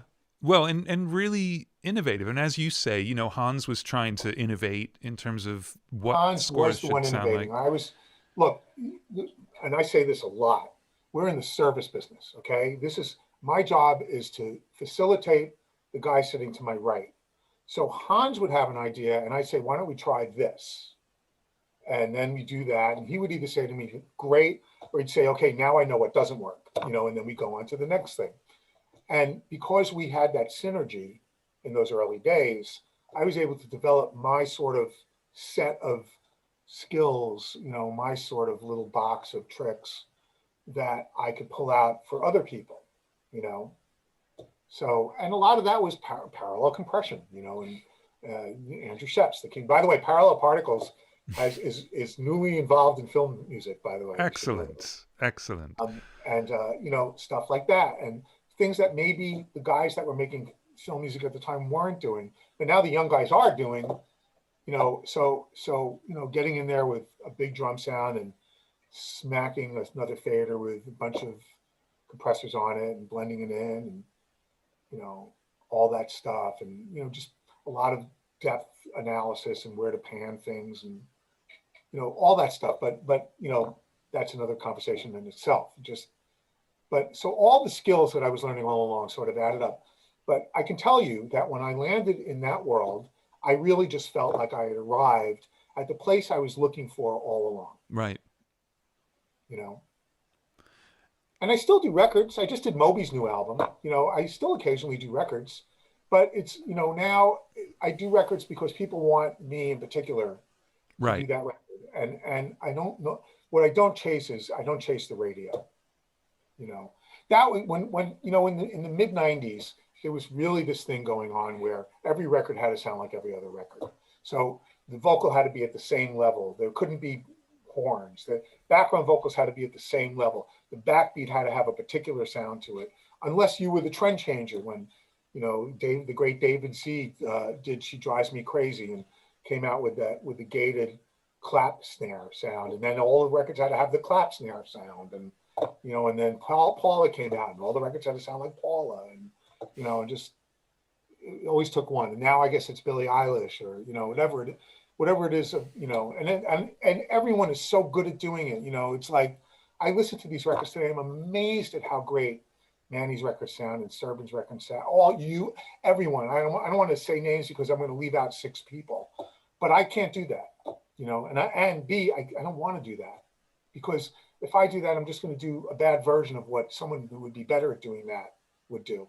But the cool thing about that is it's given me and Manny a chance to work on movies together. It's Right. given me and Bob a chance to work on movies. I've done 2 movies with Bob. We did Sinbad. Sinbad, I think it was, and another one. We did a couple of movies together. It's been fantastic. Right. Now, Yeah. do you find, just to ask a really specific question, do you find the sound alike thing when something's popular happening in film scores as well? Where it's like, Absolutely. because I mean, obviously Absolutely. people chase Hans, the orchestral mock-ups have become as good as Right. orchestral No doubt, recordings no and doubt, and that happens. And I remember a time where I got called to do a trailer, and it was all samples and everything, and I did a good mix, you know. And they listened to it, and they're like, "It sounds great, but we want it to sound more like Gladiator." And I'm like, "Well, first of all, write Gladiator, and let's go to Air Studios and record it, you know. But if you think you're going to hand the guy who mixed Gladiator a bunch of samples and say make it sound like Gladiator." You know, that's like hiring a guy that has the Peter Erskine drum library and saying make it sound like Peter Erskine. right. You know what I mean? It's just it doesn't make sense. But having said that, you know, there was a period of time where when Thin Red Line was out and Gladiator was out, and then you know taking it to Dark Knight, and that these things became iconic sounds, and it became an iconic world that got used in trailers a lot. And then because of that, they started stylistically ending up in other people's scores. No question about it. Yeah. Well, yeah, that's certainly the percussion side of things. I mean, and to the point where you Well, you did know, I the disagree. I think that really it's just as much or the sound design part. You know, the famous Dark Knight Batman Bram. Or not Dark Knight. You know what I mean? It was a different Chris Nolan movie. I can't remember now. They blend, but that all of a sudden, people took that and turned it into a sample, and things that we worked on Right. forever, now they go like that, and like Black Hawk Down. I can't tell you hundreds and hundreds of hours of sound experiments and stuff like that to Right. create. The only reason I was thinking percussion is just because there seemed to be such a huge emphasis Right, on it. The fact that the Hans Zimmer percussion library came out, and I right, remember when I was working with Steve Porcaro a bunch, and his dad was still doing a bunch of sessions, and right, every percussion session for film scores at that point all had custom built instruments just for that movie, as opposed to people right, just writing for timpani and grand casa and kind of the right. standard stuff. But yeah, I mean, a lot of trends like that. So, well, where do we go next? I mean, I would love to just talk about a couple of the seemingly sort of hybrid scores that you worked on in terms of crossing over into the record world, because you did one with Sure. Daft Punk, you did one with Trevor Rabin. Right. So I'd love to hear a little Well, the bit one I about did with those. Trevor was it was less. I was less involved. It's just I was sort of he. That's a score I did in conjunction with a great engineer named Steve Kempster, and so I helped sort of get a sound, but Steve did most of. I don't know. It was about 50-50, but Daft Punk was their idea. They reached out to me. They had a specific idea for how they wanted to do it. They wanted Jeff Foster at Air Studios to record it and me to mix it. And to their credit, they were willing to move their schedule around to make that work. So it was a fantastic experience. And the way that really worked was interesting. Uh, it, I was involved for a while with them. As a matter of fact, to the point where I actually got involved in some of the records that they had done at that time. But they would give me shit to mix in my room, and I would do mixes of before they were finished with the cue, when it was just sort of not even a mock-up, but a groove or a sonic sort of environment, and they'd want me to just put my stink on it. So I'd put my stink on it, and I'd make them stems, and then they'd chop up the stems, and then they'd use that to program their cues. So I got it going in and coming out. And then the mixing was relatively traditional. I mean, by the time I got to mix it, I was using my tricks and stuff, but they're pretty well, self-contained when it comes to sound getting. So there's this thing that is one of my truisms, and that is sometimes the number one thing I want to do with the score is do no harm.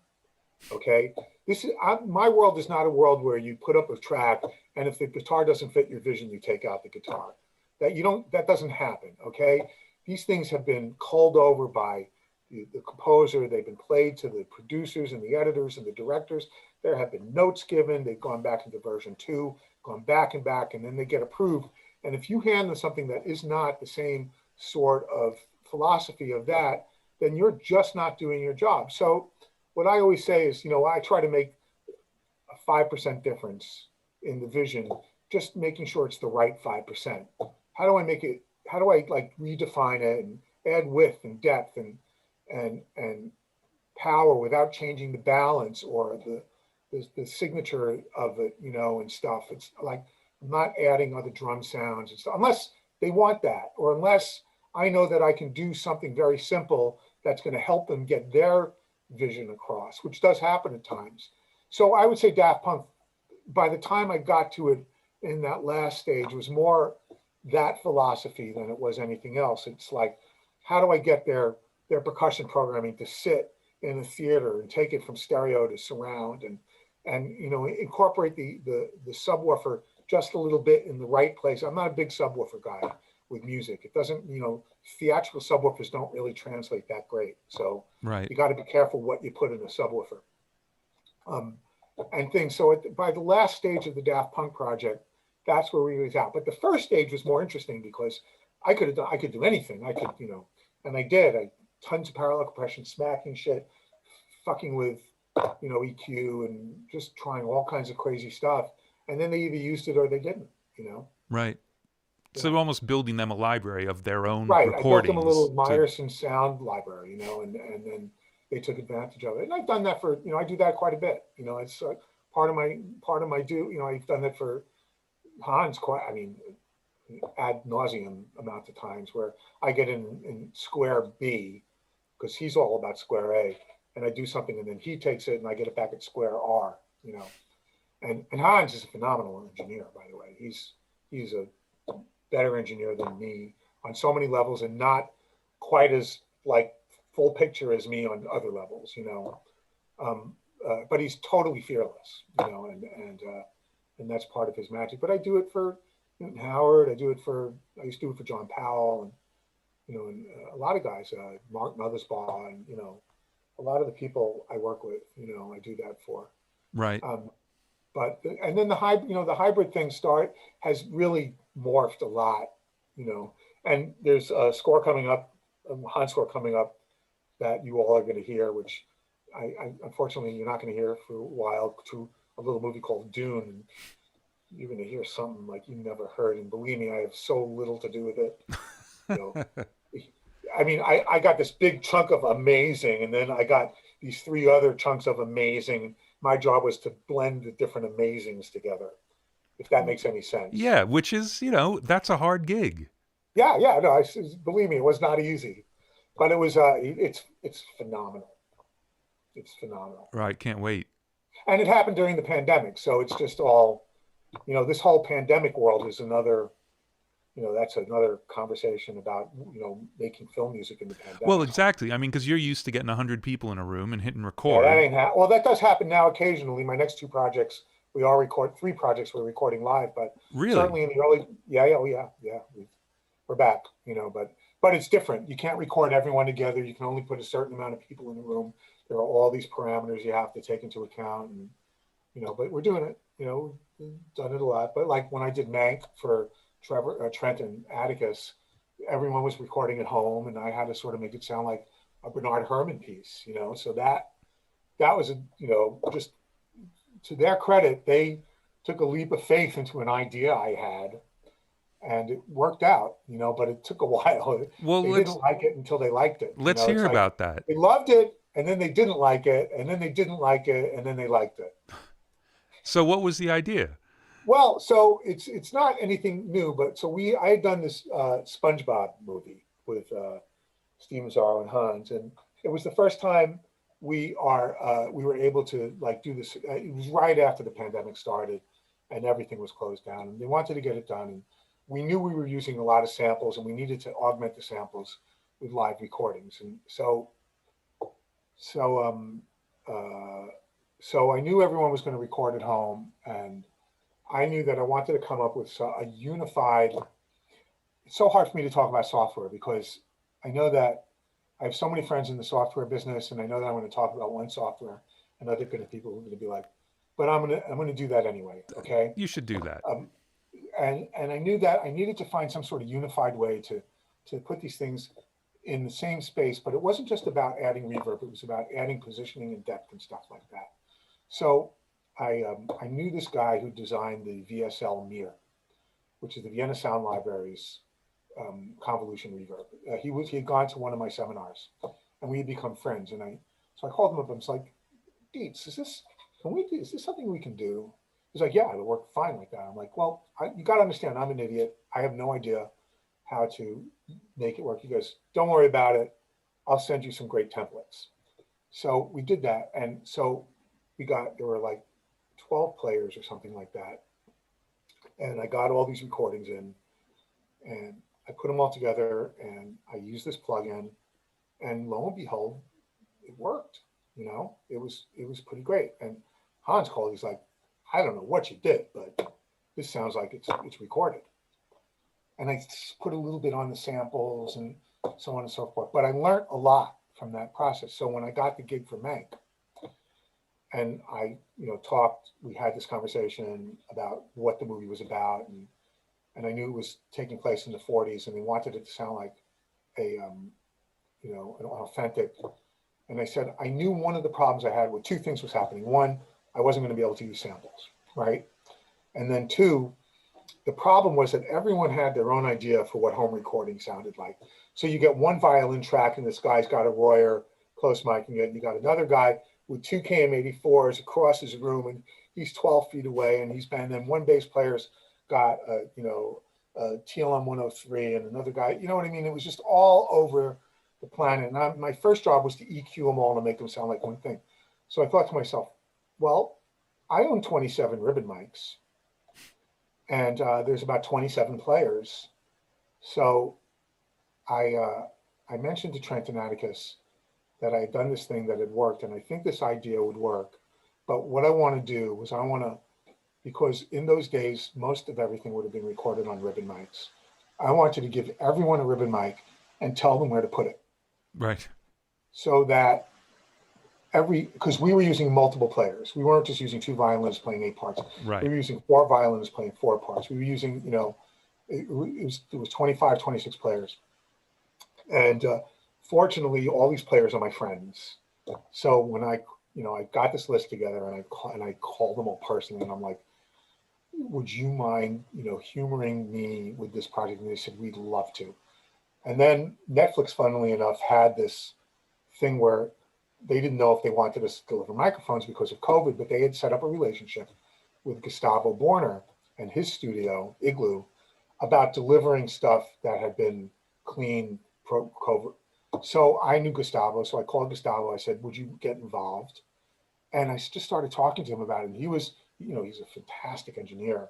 And I just started telling him my philosophy, and he's like, yeah. And then he's like, I have a KU3. Do you want to try that on? And I'm like, yeah. Yes, so I started digging into his mic collection a little bit. And lo and behold, we did this thing. And Trent and Atticus loved the idea. They loved the idea. They sold it to David Fincher. And so that became what happened. And it really worked well. And I sent my first mix to them of the opening. I said, let's do a proof of concept mix. Okay. And there were 2 styles of music in here. And it's important for me to point out that the big band stuff, we didn't do that. And my mixes didn't make it. And we ended up getting the fantastic, big band mixer, Rich Breen, to do those mixes. I probably would have figured it out, but I went too far down the road of trying to be authentic and not mixing the music, but mixing the style. Right. And I lost, they were like worried that it was going to take me too long to figure it out. And they still needed to get all this other stuff done. So we got Rich Breen, he's just fantastic at that stuff. So that got taken off my plate, thank God. And so I had these things and I did this mix for them and they loved it. They loved it. And then it started sitting and Fincher loved it first and then the notes started coming in. And, well, it's not quite doing the same thing as the demo and maybe it's too big and I don't know, but I don't even remember what it was. So the revisions started coming in and then you get that like moment in your head where you go like, well, what happened to, I love it. What happened to phenomenal? Like I remember I got an email from Trent saying, I was walking my dog, waiting for that phone call. Yeah. So I'm walking my dog and I see the email, and he goes, well, I don't know what Atticus thinks, but I think this is phenomenal. And I'm like, the Rocky music starts. Right, with the dog hanging off the leash. It's like forget it. This is done. You don't even have to listen to the other mixes. This is done, And then that got decimated down to nothing. We took the engine apart, but then we rebuilt it, and then I started figuring out what wasn't working. And, I had to like size down a little bit, it was all just a little bit too much of everything, which is a habit I have. It's a mistake I had with record mixing. I tend to put vanilla syrup on vanilla ice cream. As one critic commented on one of my mixes once, says, it's a very good mix, but it sounds like there's vanilla syrup on vanilla ice cream. Fuck you. But anyway, that was the case, and we found our language. And at the end, I think that everyone was happy, So, the 2-prong attack was using this phenomenal piece of software, because in this software, I wasn't just I could independently put everything into this reverb and put them as an insert, but the input was tied together. So you can only use one algorithm. And then in the reverb itself, you had this environment where you could pan and position stuff. Right. Okay, I probably can even show it because it's actually on a mix I'm using right now that's in the background. But the point is that I could pan the orchestra to sit in the way I wanted them to. I could have a traditional orchestra layout, but in this case, because I knew they were going to monoize it, I put the violins in the center and the violas. You know what I mean? I just did things differently, but it worked. And then they did their own treatment too. They took all their elements and did their own stuff, which is their bespoke stuff that isn't really for me to talk about. So in the end, I think the movie, excuse me, is pretty convincing, in its style, sonically. But that's that's a pandemic induced. I mean, we would have absolutely definitely been on a scoring stage if that wasn't the case. Right. Right. When's that one out? Do you know? It's out. Is it? It's on Netflix. You can Oh, it watch was on Netflix. Okay, great. It's called Mank. It's good. It's a great movie. I mean, it's about the guy who wrote the script to Citizen Kane, Oh, wow. played by someone in the crowd. Tell me it was played by Gary Oldman. Oh, amazing. Yeah, Amazing. it's fantastic. Citizen Kane came up, was it last week? David Fincher Kane, movie. I mean, Kane, how bad could it be? well, exactly. Exactly. I love the fact that Citizen Kane made almost no money at all when it came out. Well, it also almost didn't get released. Yeah. And now it's, best movie ever made. Yeah, it's a phenomenal movie. So this is the story of the guy that actually wrote it, who was an alcoholic, and Herman J. Mankiewicz is his name. Wow. Amazing. So, God, I mean, I feel like what I really want to do is just go through the list of movies that you sent me that you love. Some of these I don't remember. That's all right. But just, if there's... Pterodactyl Woman from Beverly Hills, I have no idea what that's about. But go ahead. Well, in Pterodactyl, whatever that one was, we don't have to talk about that. But they're like I said, there's so many movies. Like, I would love to hear a little bit about Danny Elfman, actually, going back to just talking about composers, like working with him as a composer. Right. So I was always his like number two guy, and he, he worked for many years with Sean, and then Sean Murphy, and then his main engineer is a guy named Dennis Sands. And when stuff got a little bit too busy for Dennis or something happened, I would, they would call me before they rightfully so started giving the guy that had been on Danny's staff for 17 years the right to do that stuff, and I agreed 100%. He absolutely had the right. He was a fine engineer at that. So it was a short period of time, a few years. The first movie was this movie Wolfman, and I'm not quite sure what to tell you about it.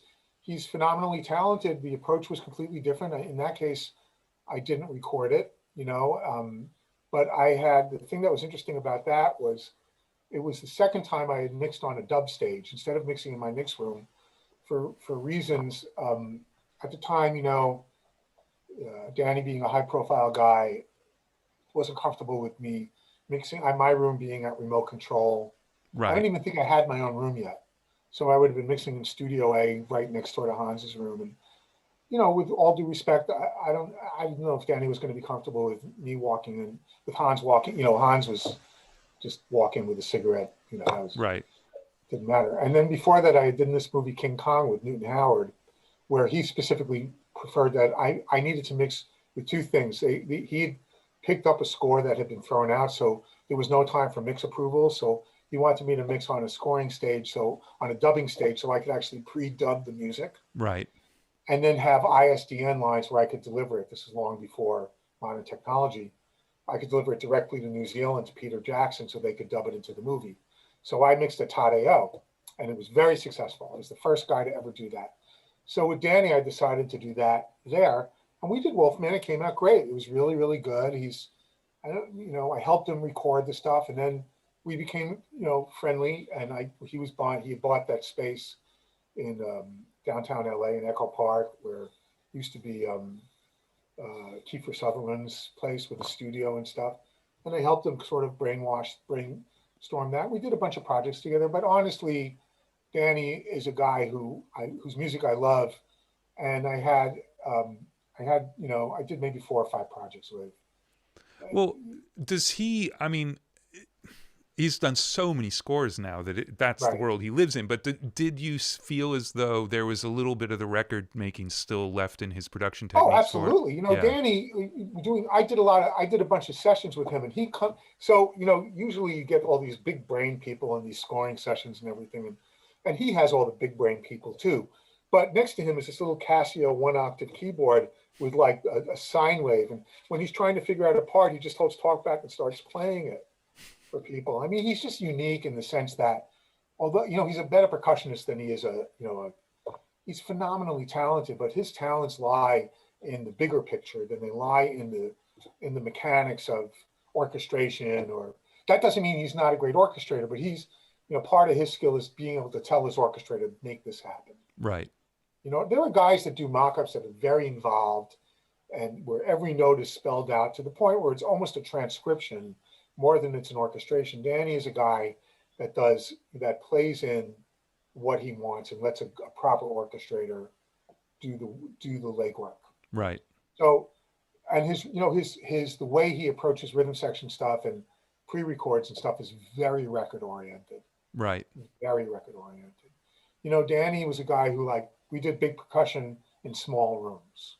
James, we did that too. Instead of like doing the ethnic percussion in a scoring stage, we do a bit at small rooms.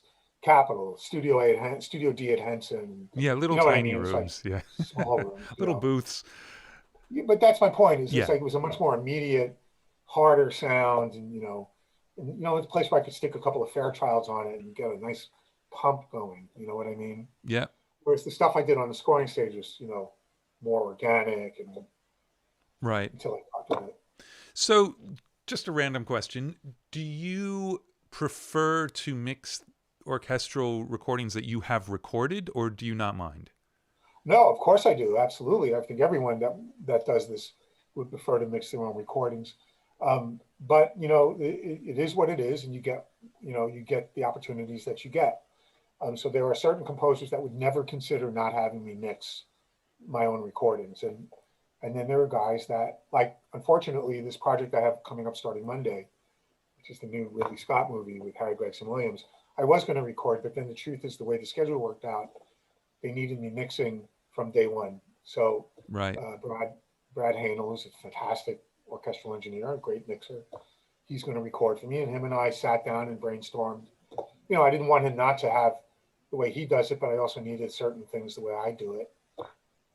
And that's fine. And then every now and then you get this opportunity to, like this last movie I did, Sean Murphy recorded. And it gives me a chance to look under the hood at what Sean's doing. There's nothing wrong with that. And, Pete Cobbin in London, or Nick Woolridge, these guys, they're fantastic. And it's fun to, like I work at Abbey Road a lot. I've been there like 25 times in my career, and going back there this year. And, but I have, I've developed what I consider to be my sound at Abbey Road, for good or for bad. I don't know if it's better or worse than anyone, but it is what I do. But it's kind of fun to have a Nick recording or a Pete Cobbin recording or an Andy Dudman recording of Abbey Road and see what that sounds like and go, oh, well, they're, I use strangely, I use different tree mics than the other guys do. So I always feel like I'm wrong, but I've A-B'd it enough where I've recorded both to the point where I'm going to have to accept the fact that I'm right. Yeah. So what do you use and what do they use? The only reason that happened was because I got permission from Yo-Yo Ma's engineer to use a different mic. Without him telling me it was okay, I wouldn't have done it. Right. So what are you using? I'm using Shep's MK2Hs with a 50 millimeter equalizer ball on it, as opposed to M50s right. at Abbey Road right now. And there's just a couple of reasons that are just for me. The M50s, I don't think take level as well as the Sheps do, and I sometimes find on the loud stuff I do that I feel like I'm pushing up against the capsule a little bit too much. And unfortunately, there's no preamp level in the world that's going to change what the capsule does. Right. So I love, and there are times where I actually record both. I have great pictures of it where I have both the Sheps and they're up there, so I can either or. It's pretty easy setup.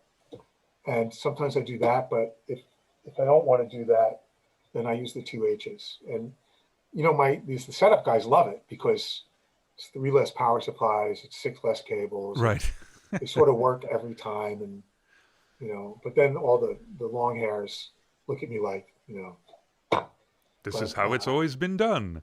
Well, like, so with all of the Atmos stuff now, are right. you using more than just a left center right tree, or is that Oh yes, still I always have been, but I incorporate Atmos mics and stuff now. When it is an Atmos style movies, I do that. Sometimes I don't. Sometimes I don't need that extra space, and I know. So there's two worlds in film music now. So the world is just either. I'm sorry, I just keep checking. yep, all good. So far, so good though. There is the world where I deliver an Atmos mix, and that's liked by about 18% of the dubbing mixers. The other 82% prefer to do their own Atmos mix from my stems, in which case I either deliver 7/1 stems or 5/1 stems, Right. and which is what's called the bed in the Atmos world. And then they can do with it what they want. And unfortunately, being the second guy, Dennis Sands had built a shed in Santa Barbara with his own Atmos system, but I built a little one in Santa Monica. And when COVID hit, I had to start working at home. And as you can imagine, this room was a little too small for Atmos. And I didn't want to, I used to do Atmos with just making Atmos, quad Atmos ads that I listened to in the 7/1. But I don't know, it seemed like I wasn't really giving them anything that was helping them.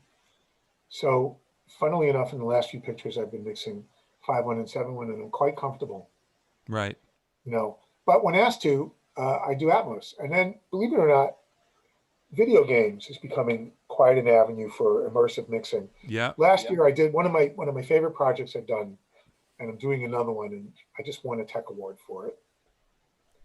Is Congratulations. the new Star Wars Jedi Fallen Order. Yes. We recorded 6.5 hours of music at Abbey Road, 4 weeks of recording time, and 40 days of mixing. Good God.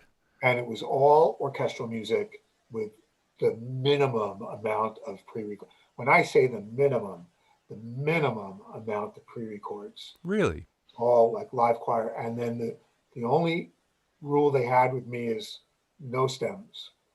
You just deliver a mix, and we either we'll give you notes, but we don't want anyone else playing with the balances. Wow. And so we went through a lot of versions of what that was going to sound like. Now, not only did we record Atmos mics, but there's a guy at Abbey Road named Merrick Stiles, Yeah. who is their immersive guru. And Merrick and I started sitting down, and we came up with all these different immersive miking environments, right? And we set them all up. And we did a test run in March of 2019. And with my traditional orchestral miking up, and then 7 different immersive mikings up. And then I did test mixes and with third order ambisonics and different these things called the Hamasaki squares, or fucking I don't remember what it's all called. And we discovered that 5 of them weren't of use and 2 of them were fantastic.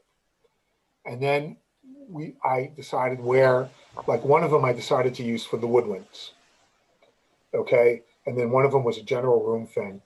And in the end, we decided not to mix the project in an immersive shell. And the reason being was that I could make it sound pretty immersive in surround without the shell, but I couldn't make an immersive mix sound good outside of the shell in stereo, where 98% of the people were going to hear the music. Right. The down mix, just because of all of the information that was being processed the way it was, at least in 2019, and I don't know what's happening in 2021, wasn't really translating into something that was what we wanted the vast majority of the people that were going to hear the music to sound like. So we mixed in a traditional 7/1 environment without Atmos. But I incorporated these miking techniques into it and was able to really create an incredible kind of 3D environment if you listen to it in a surround environment. It was a lot of fun. Thanks to Steve Barton and Gordy Hobb and Steve Schnurr and Nick Leviers for trusting me, and we didn't know what was going to come of it. They booked, we all went to London and booked this first test session, recorded a bunch of stuff and tried every idea there was on the planet and narrowed it down, so now we're going back and doing it again. Right. Which is great, Amazing. And you're going to let me know when you're in the country. I let you know last time and you couldn't come. Well, because I think you let me know like the day before. Well, who knows? And anyway, when people call me the day before, I don't want to seem like I don't have any friends. So I can't just say I'll be there. Exactly. Especially if there's snare drums to record. Yeah, well, exactly. But that was a lot of fun. And they just gave me this beautiful gift. I could show it to you. They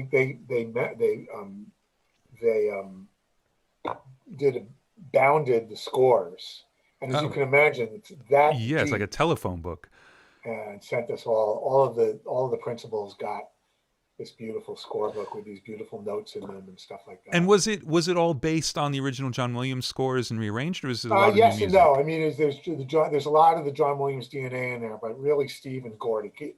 I mean, you're talking about two guys here that are just like on another planet when it comes to orchestral chops. It's just crazy how good they are. And I've known Steve since he was a 17-year-old pisher, assistant composing for Harry Gregson Williams. And Gordy I just met on this process. And they were lovely, and we had a phenomenal time. And interestingly enough, Abbey Road's an interesting place. I end up going there with many. I go there with Mark Mothersbaugh, I go there with Pinar, I go there with Harry, I go there with Steve and Gordy. And interestingly enough, my role always changes. My role with Gordy and Steve is to just shut up and sit there and make it sound good and look pretty, right? But when I go with Mark, my goal is to translate what the needs of the control room are into a language that could be understood by the conductor and the players. Right. Do you know what I mean? Yeah.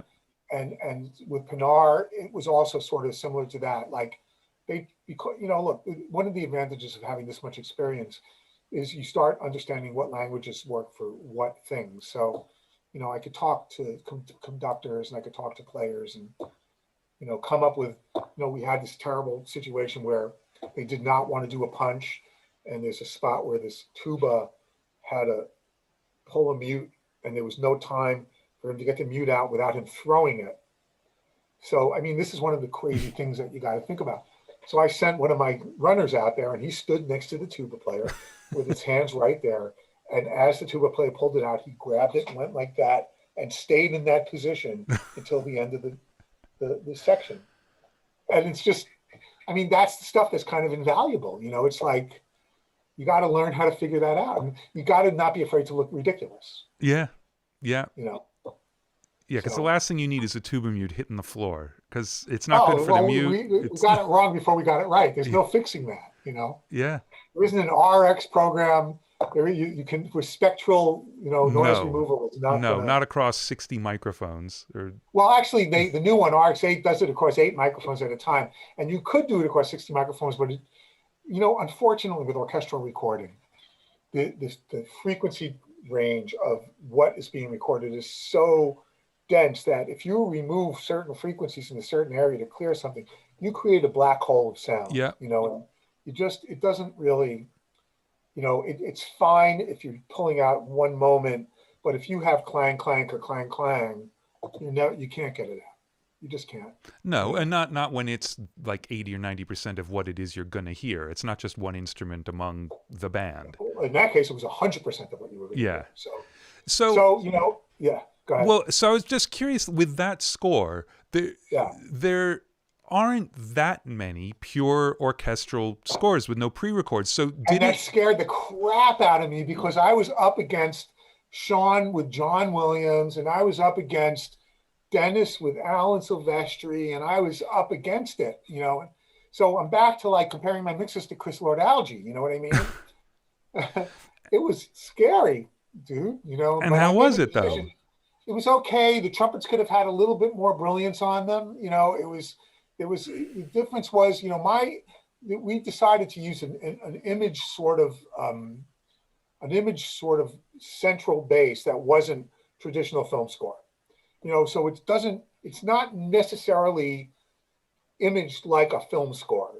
And it's not necessarily imaged like a pure class. And worse than that, Richard King, who is, Sony Classical's 23 engineering Grammy nominations, only one guy less than Al Schmidt, and 20 years younger than me, 15 years younger than me, and now a good friend of mine, and Yo-Yo Ma's engineer, the guy who told me what mics to use at, having to listen to like what he's done at Abbey Road, and, it's like, forget it. I felt like I was a 9-year-old trying to be in a spelling bee with college students, just like, what am I doing here? It's like, there's got to be someone more competent at this than me.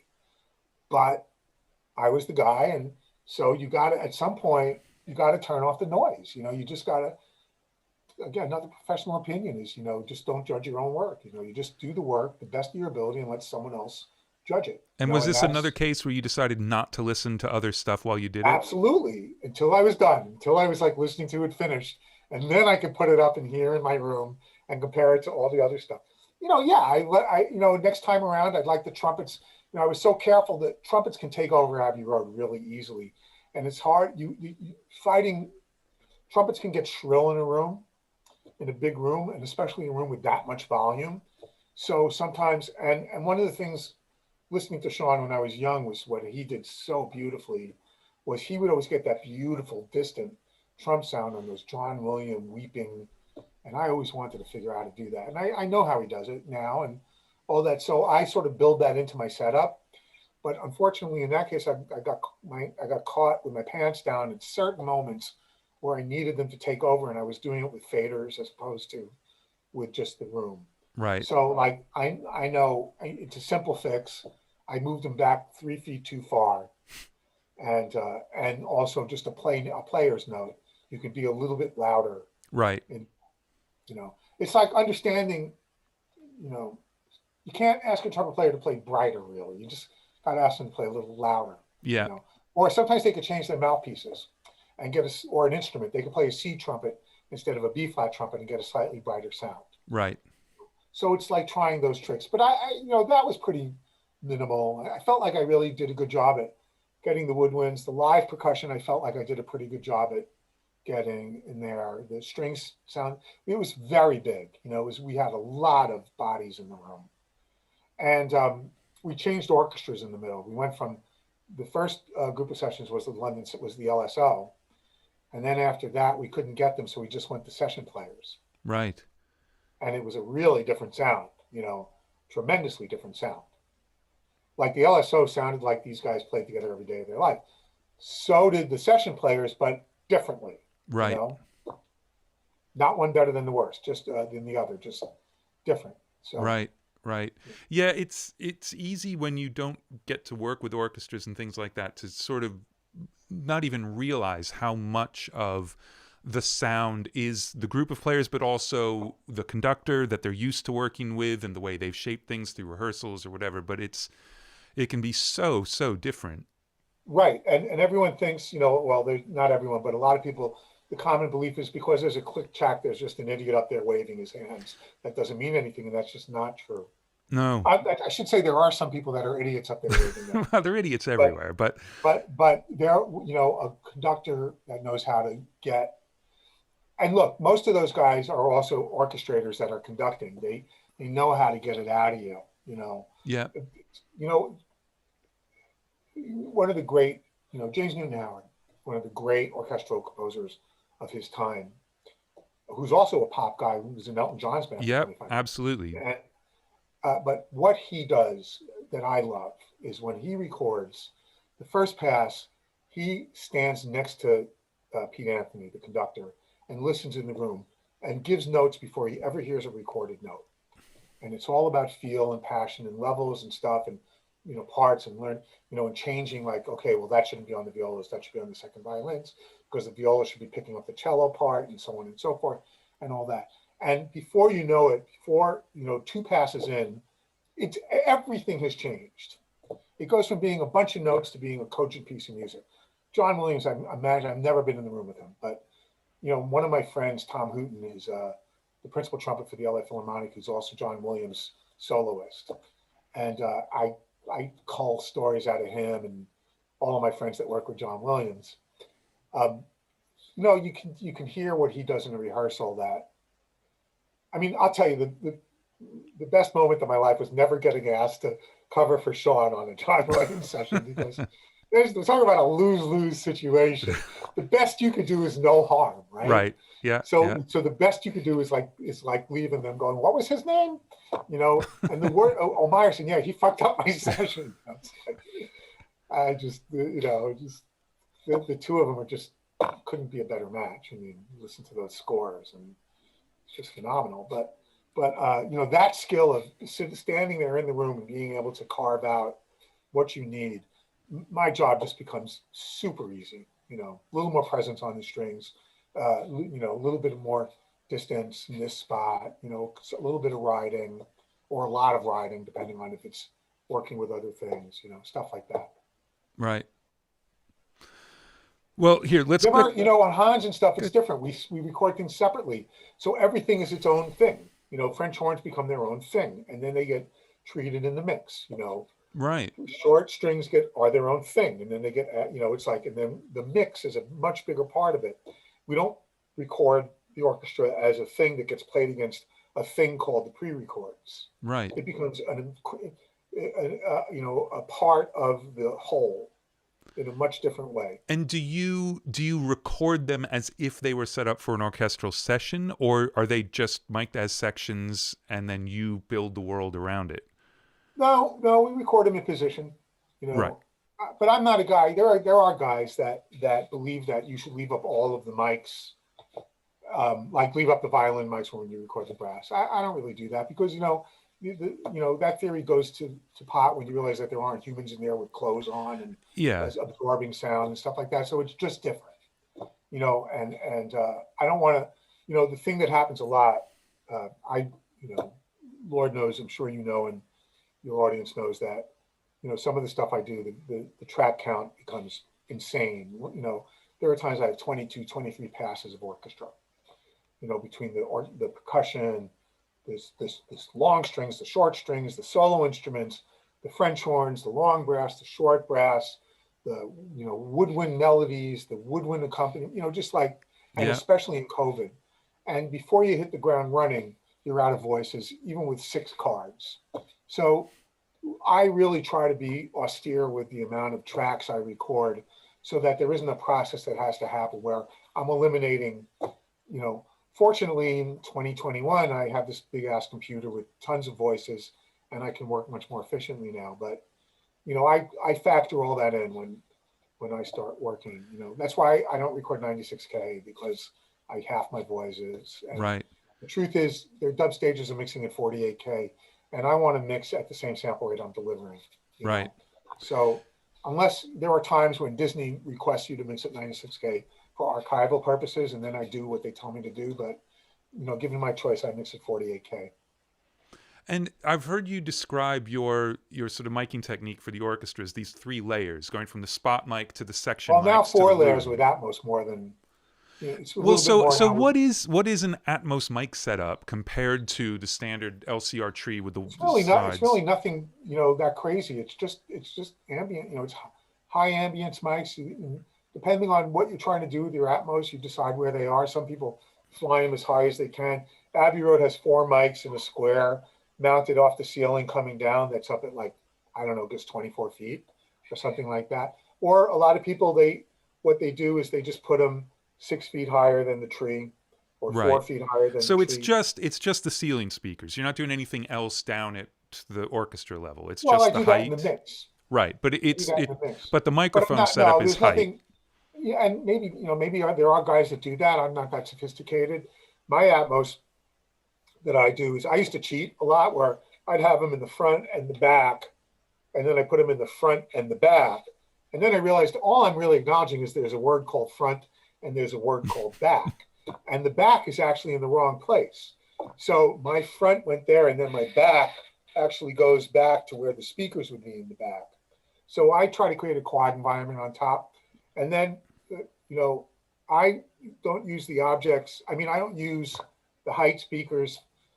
It's very particular as to when I'm going to take primary material off the front and put it to the heights. Like, for example, on Lion King 2020 or 2019, whatever it was, 2019, I had a specific idea because I knew we were recording the woodwind separately, and there was a particular motif that was happening with the baddie, Scar.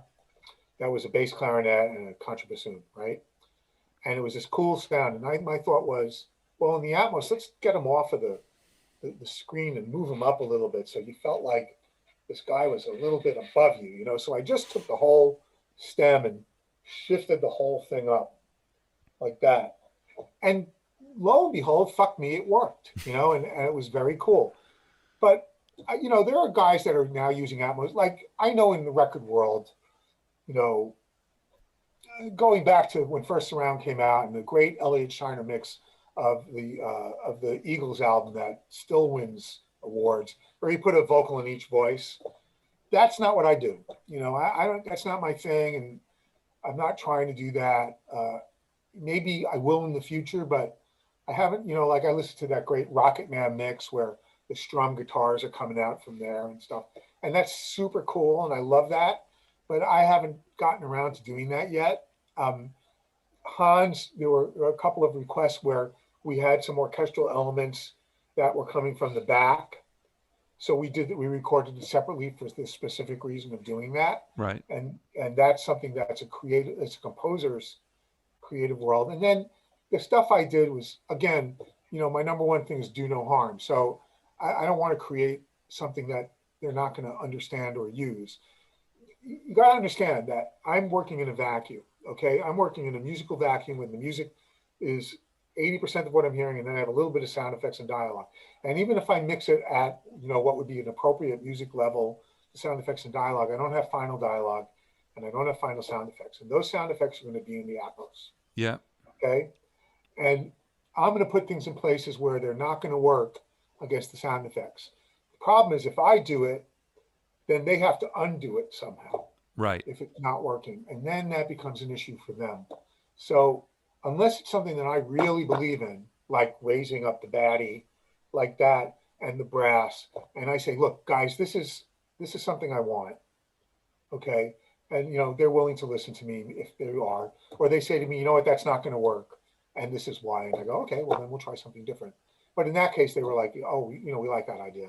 So this is something I want. And then they mix it that way. I don't want to lock them into, you know, it's just, and plus you end up having to give them so much more resources.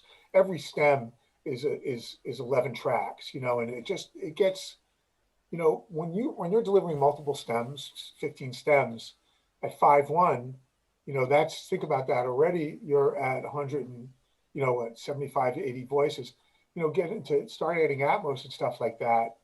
It starts eating into their resources. So you got to really make a decision about, you know, how you want to use your resources. And plus in mixing, you know, it's the mixing resources too. Right. And how do you treat your sides and surrounds then? Because it sounds like you're still trying to keep the orchestra basically in front of you. You're not trying to put people in the middle of it. My orchestra is, if I'm, you know, my orchestral stuff is, if you go to a concert, okay, if you go to a classical concert and you sit in the sixth row, the music is way more than just in front of you. Right. You're having this binaural experience where it's not just the reflections, you're actually getting primary signal, you know, unless there's something cool, like where they have percussion out, you know, right. Right, or some whole stuff with the choir behind the door and all that. And that I do, and I love doing that. So I sometimes stretch the boundaries of the walls a little bit to come out of the front of the speakers about 30%. Used to be in a day you couldn't really do that so well, because before, you know, I would say until the early 2000s, you would end up with terrible, you know, phase problems if you shared your primary signal like that. But they've gotten that pretty worked out, you know, and I learned that the hard way. You know, I got Hans mad at me once because I wouldn't let him pan something. And then I went to the dub and the guy's doing it right there. So I'm like, oh, well, I guess I can do that now. Okay. You But back in the Dolby stereo days, when they were where you were delivering basically an LCR surround, mono surround, and they were using a decoder, stuff was, we delivered Gladiator that way, so you got to be super careful. But I tend to work with my imaging, with the orchestral imaging, a little off the screen, and with the pre-records too. I tend to expand I'd say my world ends about where my ears are when I'm a mixer. Right. You know, And then and it's then behind ambience that is behind. ambience. Right. Unless I make a decision, like unless something really. A lot of times, what I'll do if I have in a hybrid score, I'll get pads where the pad is made up of multiple layers of sounds, and you'll get a Jupiter layer and a zebra layer, and they're playing the same notes in the same part. And one of those I might take and just put in the surrounds and stuff like that. If not, I tend to do it very carefully with delay, a little bit of reverb, and some of the better stereo to surround plugins that are out there now. Right. And I suppose, what was I going to say? It all went right out of my head because I thought, oh, what are the good stereo to surround things? But I try not to be a geek on these shows. There's a few of them that are really, really good. Let's be geeks. I want to hear some of this because to be 100% honest, I'm like that far away from setting up for Atmos music in this room. So right. I'm trying to be a sponge. You guys are really going to do more to keep the Atmos thing going than I do, I'm just reading some of these comments. Perfect Surround has this fantastic plugin. It's the name of the company. I use that a lot. And then there's Nugent has one. DTX has one, which I use to. The Perfect Surround one, I don't like as much when I have to go from stereo to quad. And the DTX one sounds really good in stereo, going from stereo to quad. Usually if I'm, going to quad, I'll duplicate the track and add some sort of processing like a harmonizer or something. Right. But sometimes I don't want to add the pitch change or the chorusing or something like that. And I don't want to add reverb, so. I think what I was going to ask you, though, was do you get in trouble if you try to have discrete elements in places where usually it's just going to be sound effects and things like that? Yeah, you do. If the problem with that is, as happens in a lot of, people are getting better at it, but, some things need to congeal against each other to work. And when you take certain elements out of that, it's like cooking your carrots separate than your soup, and all of a sudden, it's a problem. And but I do it. I'm super careful about it. Well, and I know what you mean, because you're talking about Elliot's mixes, which were phenomenal, but I've heard from the early sort of 5-1 days where they'll take percussion that was part of a groove and chuck it around the back, and all of a sudden the groove of the drums isn't as good, and you're wondering, well, where the hell did that percussion come from? I agree. And not to disparage anything that's being made now, is I've had that same experience with some newer mixes too. Right. There's a mix I did years ago for DTS. That was a surround mix of Herb Alpert's album. One of the first albums I did with Herb was an album called, it wasn't the first one I did. It was the second one I did. It was a Latin record. And DTS hired me to do a surround mix. And I got to tell you, that's a killer sounding record. I can't remember the name of it now. It's terrible. Being 62 sucks. It's good hair. It's better than not being 62, though. That's true. There is a downside. But that came out pretty fantastic. Well, and I think also part of the problem is that, and it's exactly the problem with quad in the 70s and 5-1 when that happened and all that, is you've got people producing for stereo and then trying to spill it out. Like you have to think ahead. There are certain records that work well. I think the reason Rocket Man worked so well was because you had all these like stuff like that you could do that with. There's a great mix of what's the fantastic quad mix of Dark Side of the Moon. I forgot who did it. Do you remember who did it? No, but it's the one that was floating around a couple years ago, right? Or well, it's probably more than a couple now. But James Guthrie did it, right? And man, I'll tell you that you want a lesson in how to make a great sounding record. that should be right on your list. But you got Yeah. to listen in quad. And that record lends itself to it, and it makes sense. Yeah, and my friend Giles Martin is remixing a lot of the Beatles stuff in Atmos, and some of it sounds great. Some of it sounds absolutely amazing.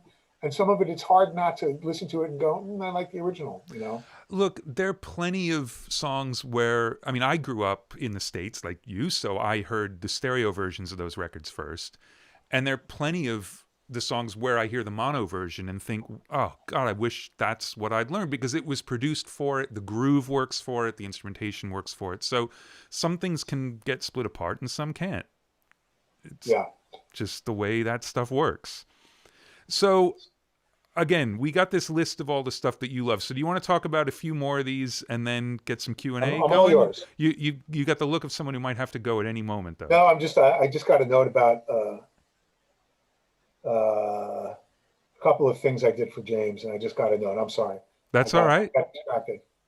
Sorry, just give me a chance to catch up. Just tell him you're busy. I'm really busy. All right, I'm all caught up. Thank you.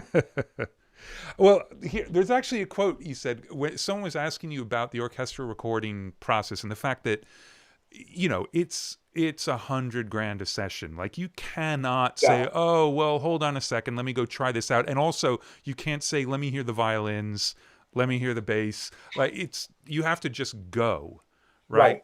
And you have to be ready. You have to be ready to record at 10 o'clock. And you described it as it's like bungee jumping. Right. And I love that. I love that idea of like, it's going to be the biggest adrenaline rush you've ever had, and you might die, but you've chosen to do it, and it's going to be awesome. Right. It's less an adrenaline rush now. I'll tell you what's still an adrenaline. Abbey Road, the first day of the first session on a project where you're trying new microphone techniques out, you're definitely not even sure that the bungee cord is attached to your harness at that point. But here the trick is, you always got to know that you have in your pocket a setup that if all of your ideas fail, you can do this. So I do this every session. Is I always try something new and different, whether it's a new microphone, whether it's a new miking technique, but I always know that I have it backed up with something that has worked tried and true. Right. Every session I do it. I mean, not every session, but every project I do it on. I use the cello a lot. The cello is such a great instrument for experimentation because it's got a great high frequency range. It's got a great low frequency range. It's very dramatic. You can learn so much from a good cello recording. And so I'll always, my poor Steve Doty, who's the principal cellist, everyone's principal cellist, has seen more microphone techniques in front of him. It's crazy. Well, and I've noticed that Yo-Yo Ma features quite a bit on your list of stuff you love too. Massive. My bucket list item, recording him. Even if it's a poor second rate recording compared to Richard King, I still. So you've never worked with him, or shake his hand? No. Well, that's got to happen. Barack Obama and Yo-Yo Ma. And apparently they know each other. So and Fareed Zakaria. I think all three of them know each other. You could probably get them all in a room at the same time. Yeah. No, I love the cello. I love the instrument. The cello. My son, when he was born, Steve, gave me a recording of Yo-Yo Ma doing the Bach cello suites the day my son was born, and he said, "You should play this for your son." And I played that for my son every day, every night when he went to sleep for 8 years. Wow. And sat with him, until 2, 3 in the morning listening to it. And I said, I'm going to play for him until he asked me to stop. And one day he said, can we listen to something else? And I was like, fuck it. Well, at least, he had to learn how to talk. So maybe he was older than he might have been like 11. Yeah. So you knew you had time. Wow. Time. Right. Yeah. So yeah, Yo-Yo Ma's a big one for me. He just, all of the goat rodeo stuff, what he's doing for the world, how, the stuff he does as a person. And I have a friend, Cecilia San, who's a cellist who grew up with him and went to school with him, and they were the two superstars. She decided to have a different kind of career. She's an incredible artist in her own right. And he's still number one on the list. Right. And you've also got on your list every Warner Brothers cartoon. Well, Carl Stalling. I mean, this is the guy that invented click tracks.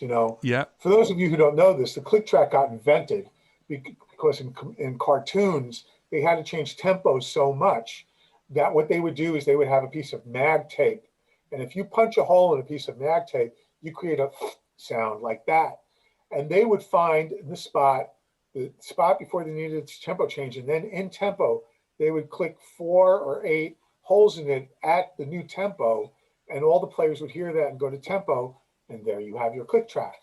So if you go listen to any one of those early Merry Melodies, Carl Stalling records, and you'll hear orchestral stuff that you'll never in a million, you'll just like be blown away.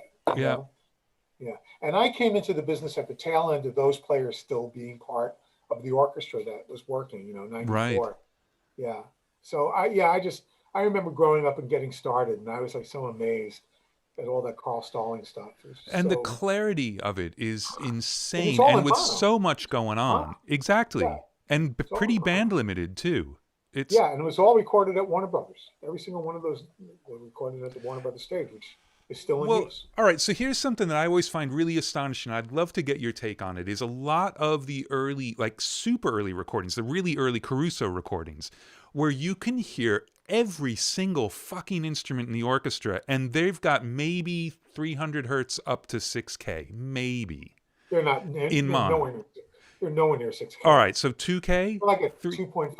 All right. 2.8. So how is it possible to have that much clarity and separation in that band limited thing, and why does it then become so much more difficult when you're working with a larger frequency range and dynamic range? And what's your take on that? Multiple miking is part of the answer to that. They were using one microphone to record that, one carbon microphone to record that. And they went into a fantastic acoustic space. That's where Abbey Road was invented, because it was invented for Elgar, yeah. So they were using one microphone, and they were, everything was done with the conductor. Once you start adding multiple microphones, then you start dealing with phase relationships, and it starts, shadowing your recordings. And so, there's some tremendous advantages. I'm not one, by the way, I'm going to tell you, I'm not one that feels that those are the best recordings of all time. I think that they're great documents of their time, and that, yes, you can hear everything, but no, you really can't hear everything, because there's a lot of parts that you don't hear in those things that you don't realize you don't hear. Right. I remember when I heard this, there was a version of the Rite of Spring that I heard, I don't know, in the late 90s, early 2000s, recorded by this guy, Professor Keith Johnson, with the Minnesota Symphony. And I realized, because I had never bothered to look at the score, that there was woodwind writing that I had never heard in my life. And I was like, holy crap, there's woodwinds in there I've never heard. Right. So I guess I don't subscribe to that. All right. Content. I subscribe, I think that later recordings, I honestly, for me, in the 50s and the 60s and stuff like that, I feel that some of those recordings, when you listen to the Philips recordings of those days, when they first started getting into stereo recordings and right. stuff like that. All the stuff with the Chicago Symphony and all that stuff was to me tremendous. That to me was more the renaissance of live orchestral recording. And then the early Deutsche Grammophon records, the early, all of, I have a closet full of them right here, but, not Mobile Fidelity. Anyway, there were famously these 3 Telefunken microphones that did those recordings that were missing. And then they found one, and then they found another one that was on a bass drum in some studio in New Jersey, because they had the serial number and all that. And so do you think that part of that comes down to the fact that it was still minimal miking? I think that a lot of it involved minimal miking, but they were better miking and better acoustics, and there was more frequency response, and you could hear a better low end, and you could hear deeper into the orchestra. Right. And I also think that part of that was orchestras were learning how to record, how to play for recordings. Right. So there was that, learning curve of what a concert hall does to your sound and what a recording does to your sound. And I think it changed the balances and their positioning and how they set up an orchestra and how loud the woodwinds played and all that stuff, Not all recordings, but to me, the good ones. Right. So what would you list as a couple of your favorite orchestral recordings for the recording aspect of it? And obviously the piece comes into it and all that, but Oh, I knew you were going to ask me that question, and I would have to like send that to you as an addendum because I'll take it as an that one addendum. there's a record label called Reference Recording. Okay, it's owned by this guy, Professor Keith R. Johnson. He is a savant. Okay, I met him once years ago. I just was a fan, and I sent him a letter saying an email. I'm a fan of your work. I'm a recording engineer working in film score in Los Angeles, and and I'd love to pick your brain. And again, lo and behold, I get this email back. He goes, I know who you are, and I think you're excellent at your job, and I'd love to meet. So so we arranged this dinner. He was coming to LA, and I decided I'm going to give him a gift, and I get Royer to give me a 121, right? And I go to give him this mic. He goes, Alan, I appreciate the thing, but I make all of my own microphones and my own amplifiers and my own speakers, and I wouldn't know what to do with it. I've used the same 13 mics for the last 25 years. Wow. He makes all his own mics. He still does. I mean, he still uses the same thing. And later on, he actually asked me to co-engineer a project with him, which didn't work out, but I was honored. But anything on his label, Okay. Reference Recordings. I don't think I've ever heard any of it. The Rite of Spring that he did with the Minnesota Symphony Orchestra, with this guy Eji Uwe as conductor, to me it's stellar. It's just stellar, and it was a game changer for me. It was like the first time you listen to Peter Gabriel's "So," and you hear Mercy Street. You go, wait a minute, no, wait, hold on, stop, everyone, stop what you're doing. No, it can't sound that good. No, hold on. It just like. You ever have that with a record where you just listen to it and you go, my brain cannot take this all in. Oh, So was definitely one of those records. Kate Bush's The Dreaming was one of those records. I mean, yeah. And Mercy with all that high percussion and the positioning. And I remember when I bought my first B&W speakers and I listened to that for the first time and I heard the low end come in and I was like, oh God, I know nothing.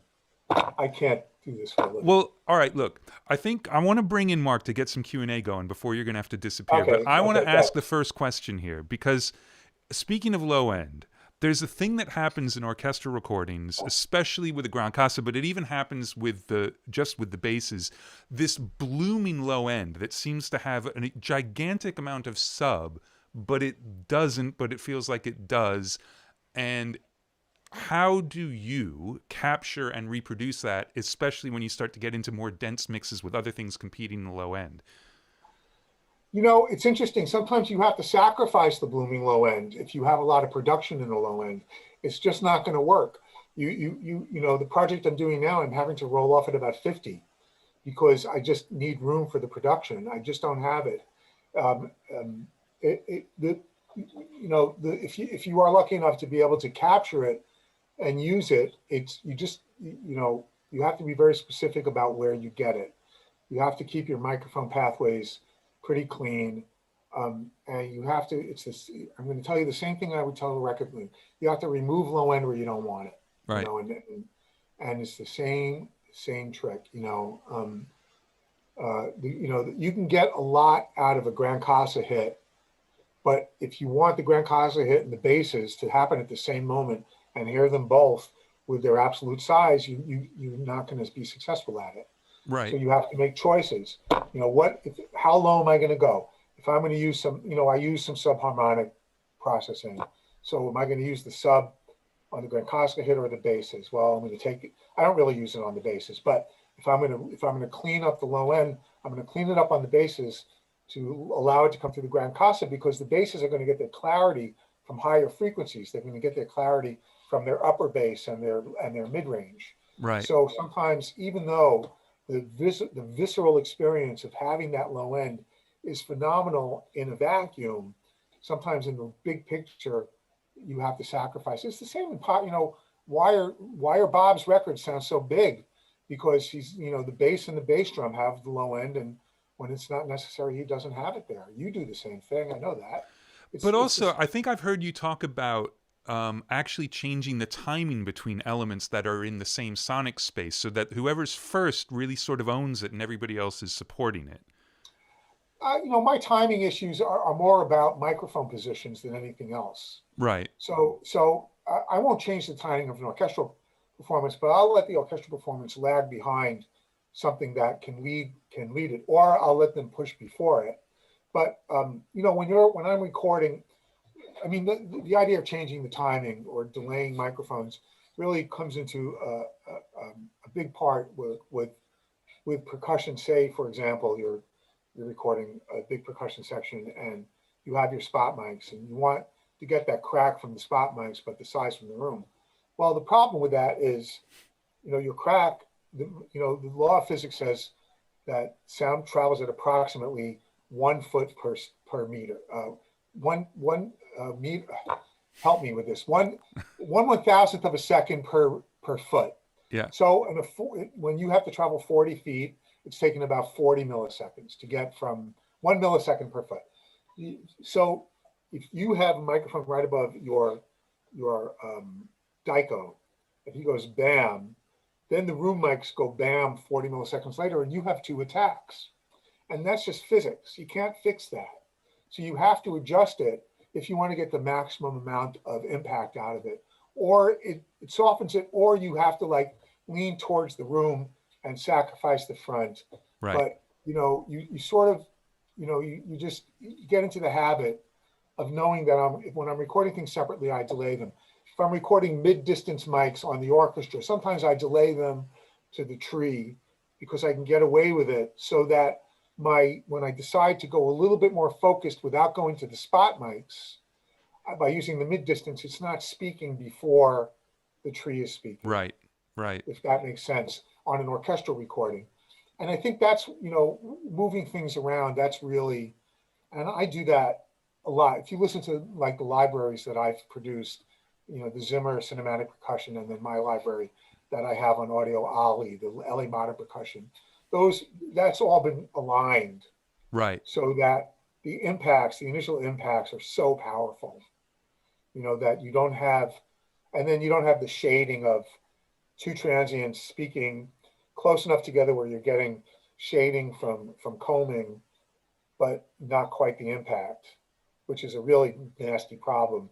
If you get close enough with the impacts that they actually affect each other in their frequency response, but they're not close enough where you're getting a single transient, that's when you have a mess on your hands. Right. That's when big sounds small really quick. Right. Because on a lot of these sounds, you're dealing with a lot of low end, so it gets affected very badly. Did that answer your question? Yeah, absolutely. I mean, because I do the same with room mics on drum kits and things like that. Bring them Yeah, early. the same thing with drum. Depends on how much, if you're not using a lot of room, you're just putting the room through a compressor and you're having it be the flare after the hit. God bless you. Now, there's also a great plugin now on, Sound Radix has this plugin where you can align all of your microphones. And I've experimented with that. And, that should work. Sometimes it's really weird sounding. But sometimes what ends up happening is it flattens out to me. Yes, the basses are more defined, but funnily enough, they're not as big. Yeah. Stuff like that. So there was one project that I did where in every mix I did both versions. And I made my poor composer listen with me. And then it dawned on me that life's just too short.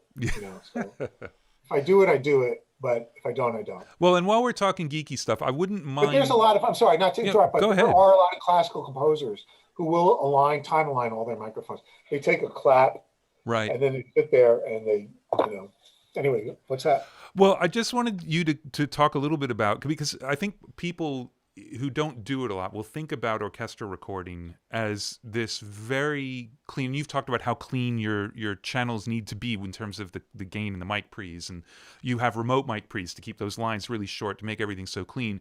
But as you're mixing, you at least used to, from according to the internet and interviews and things, quite a bit of saturation, harmonic distortion to get size and things, rather than turning stuff up or EQing. And I think that's... I could share a screen with you right now that would prove that. Yeah, sure. Why not? Sometimes that's just what the doctor ordered. Yeah, I think you got to start from somewhere. So I think people get a little scared about it, and they don't realize that it just gives you more raw material to shape. Right. Makes stuff easier to hear. It's funny because people think sometimes you use tubes to get that saturation, but honestly, if you have a good tube pathway, that could be some of the cleanest pathways you will ever find in recording.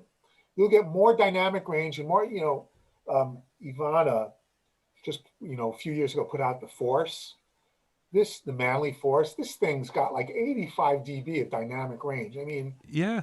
Can't, well, when so you're working with voltages that are in the hundreds of volts instead of 15-volt rails on a right. chip or something. So I actually use tube preamps on my main mics because they're tube mics.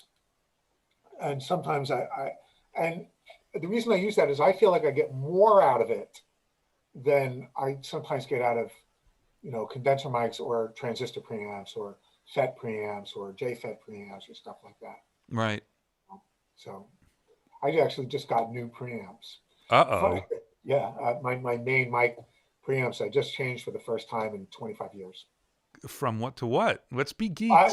From a 4-cell to a 4-cell. I'll tell you the story. It was years ago. There's a guy named Fred Forcell who designs mic preamps. If you ever used a Millennia tube preamp, he's the guy who designed your circuit. Okay, and years ago I was looking to.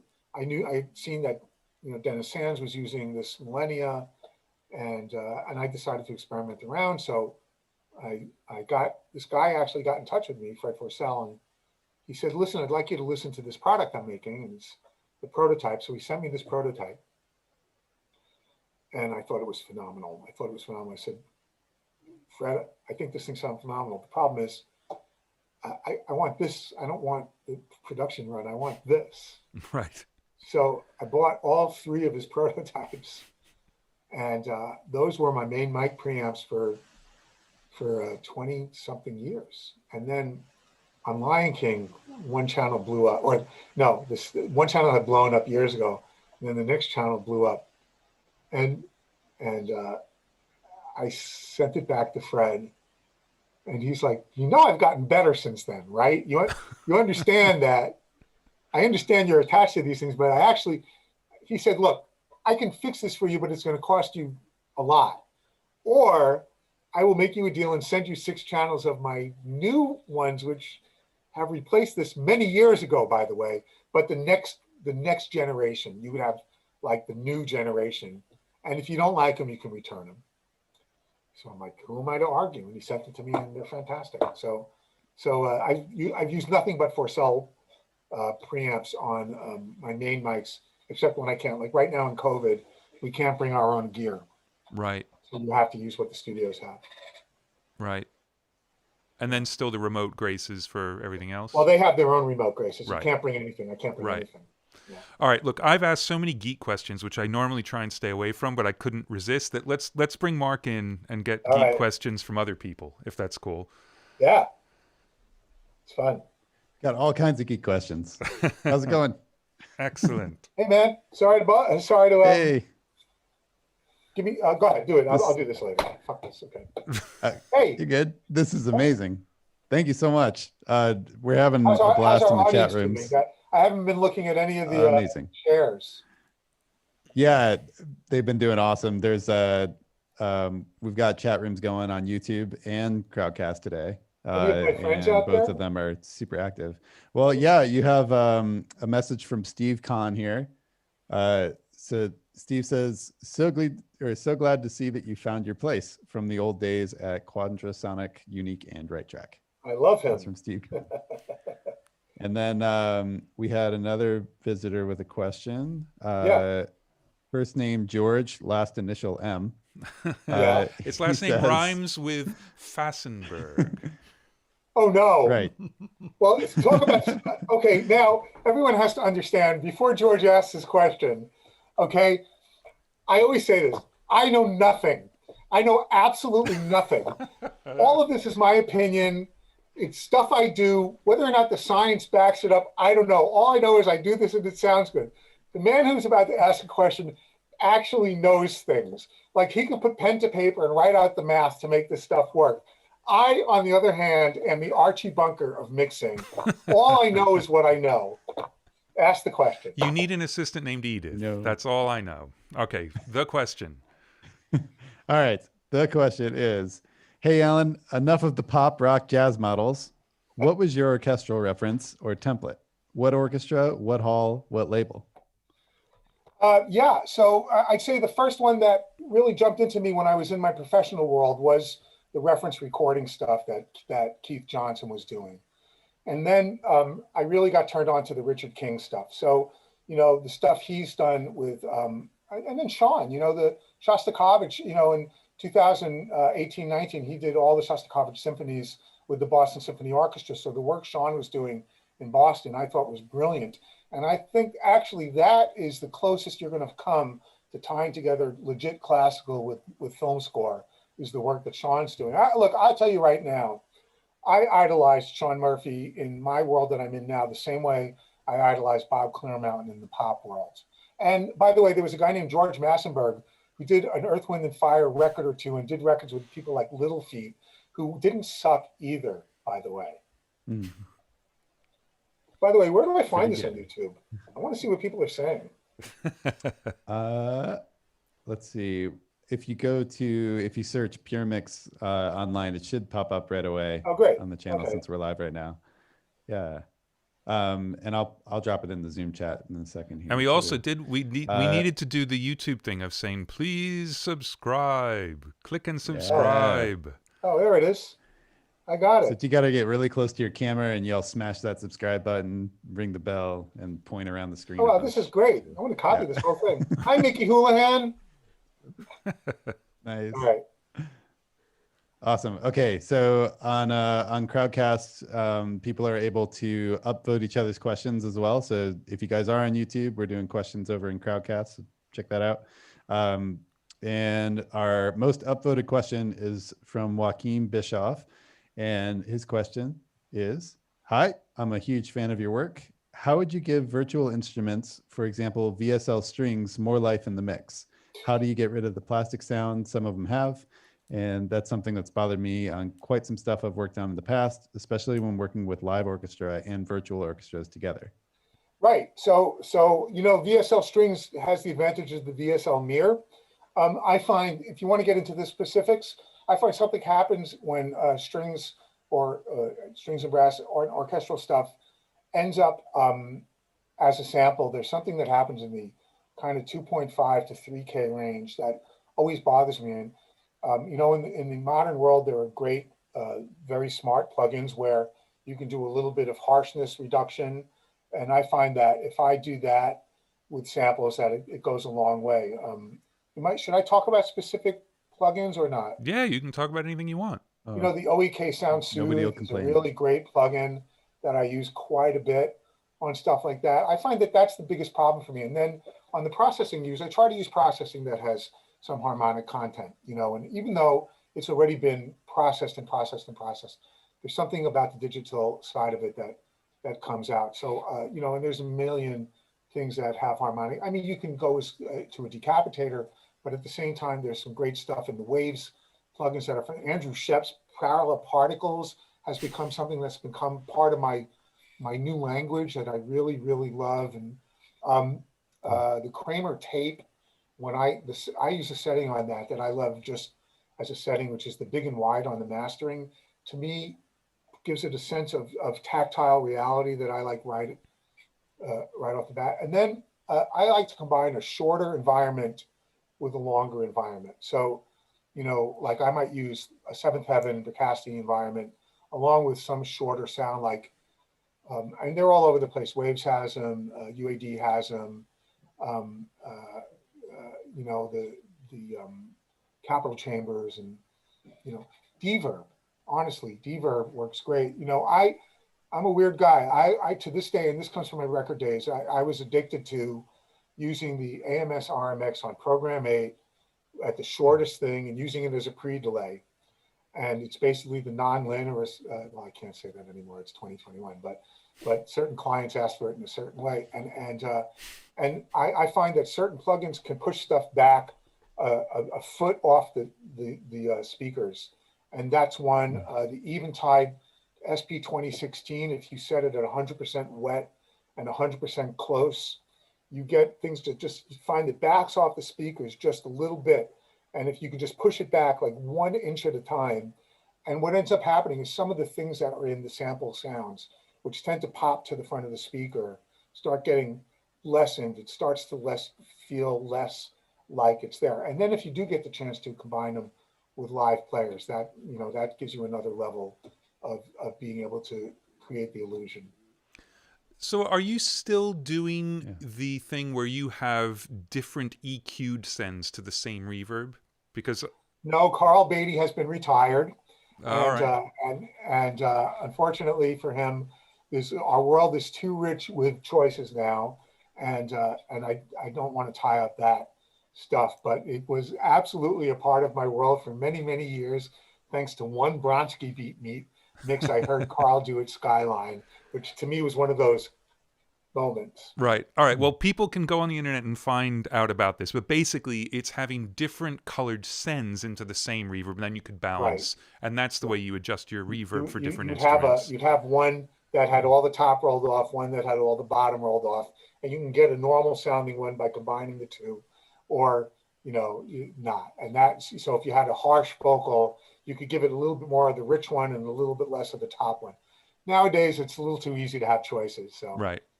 But that is not, again, not an original idea. Purely Carl Beatty. Shout out to Carl, really by the way. Yes. Awesome. Okay.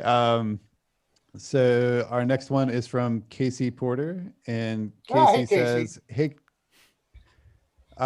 Casey says, "Hey guys, when the time is right, I'd love to know Alan's reverbs of choice for stages or orchestral, hardware and software. So many have asked about that. So I think the time is right." Right. So I'm a big Bricasti fan. I own 10 of them. You know, and only 10. 10 of them isn't as crazy as you think, because I have to deliver a lot of stems. So I like to do that. There is a thing made by Liquid Sonics called the Seventh Heaven, which is the same algorithm that doesn't have quite the depth of you know, and really the difference is in really quiet stuff. It's a little less sensitive, but my world with that is I use a hardware Bricasti in the front, a software Bricasti in the rear. And I usually vary between 2 or 3 settings. Mechanics Hall is one I tend to use.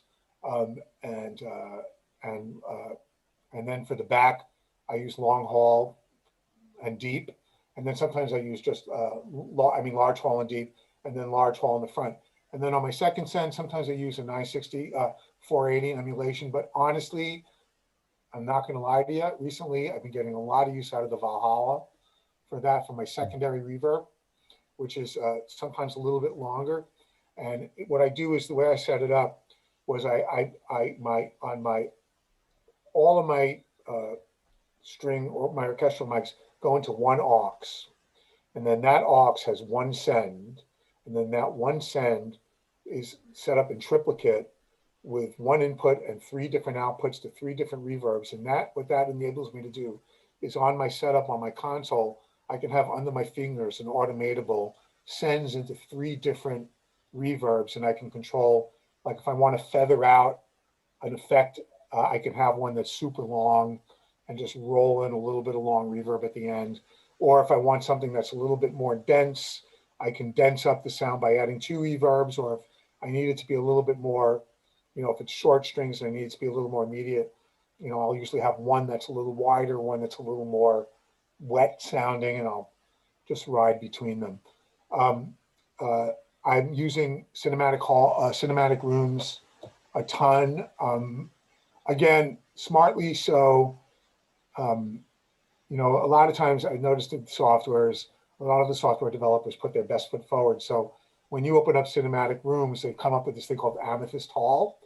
I love that setting. It's really hard for me to go to another setting. I'm not lying to you.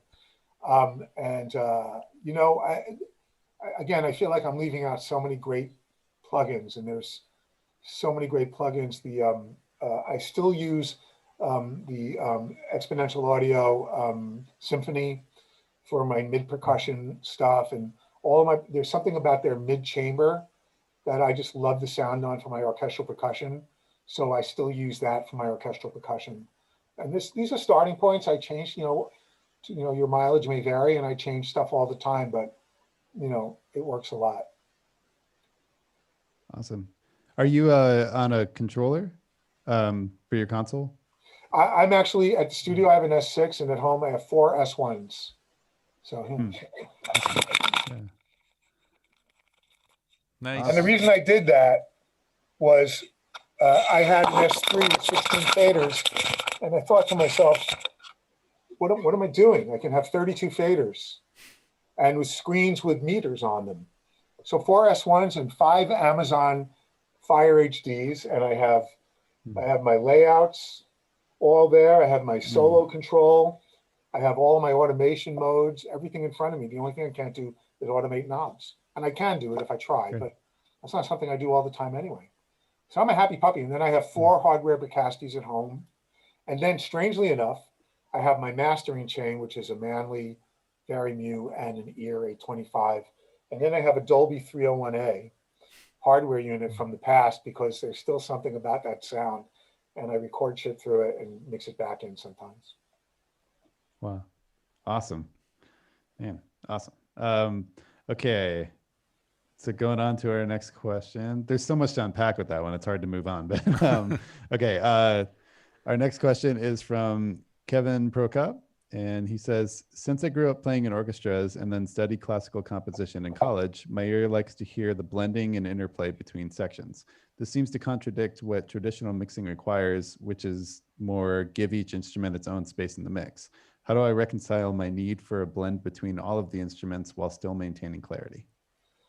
Well, I don't agree with your thesis. You know, I don't think that that's true. I think that blending is a huge part, and that, you know, those people who love orchestral music, one of the things that I love about orchestral music is the choreography of a well-written piece of music, and how the parts, and by the way, I love this about a Steely Dan record too, how everything that's on there has a purpose and a meaning. And, you know, if you're asking me as someone who's sitting down at as a composer and composing a piece of computer music that's orchestral, I highly encourage you to really spend time, you know, paring it down to what is necessary. And a lot of times you'll find that you can remove so much stuff that will give you so much more clarity while still creating a unified image. I don't put all of my all of my sections aren't in different sounds. Even if I have my brass, my winds, and my strings recorded separately, I will tend to use the same reverb and same environment on them and control everything by balance. And I spend a tremendous amount of time doing the balance if necessary, unless it's already written into the music, which hopefully with most great composers, and, you know, I'm lucky enough that most of the composers I work with are great, it is the case.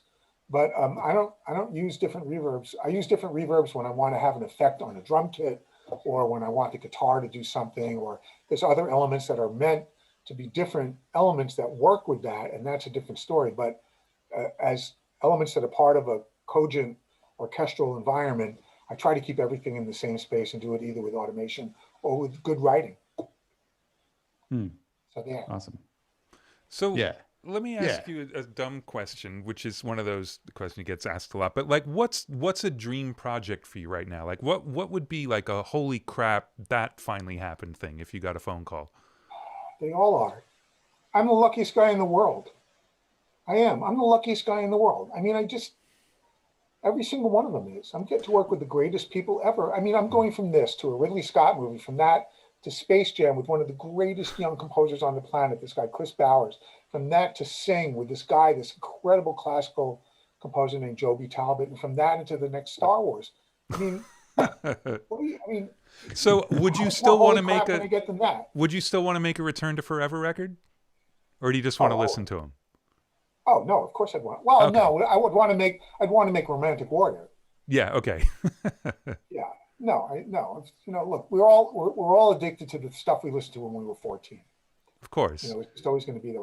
But would I love Yo-Yo Ma to be on one of my movies? Yep. Well, there you go.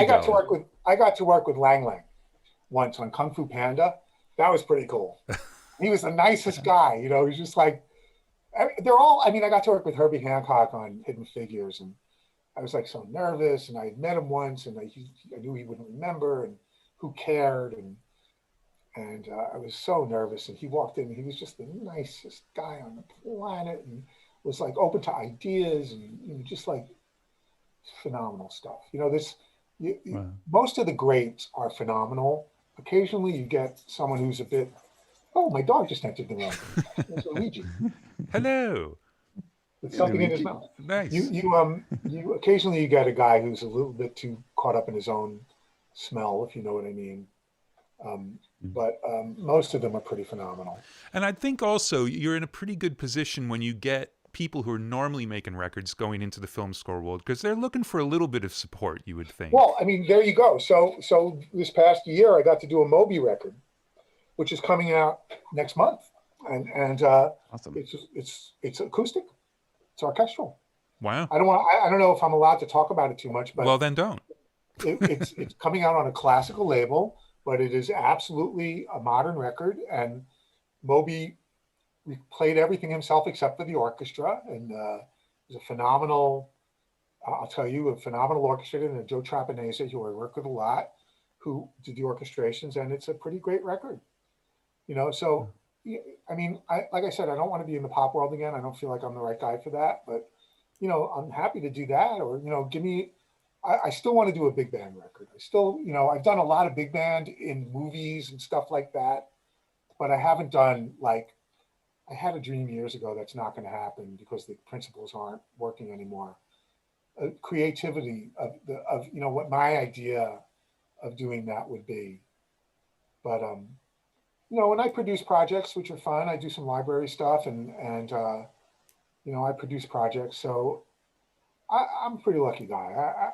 I'm you know, I'm busy, and the projects I do tend to be pretty great projects, and even the ones that aren't great are pretty great. Right. You know, it's just, I don't know. I think my holy shit moment came years ago when I don't exactly know which one it was, but there were a couple of ones in the past that were pretty holy shit.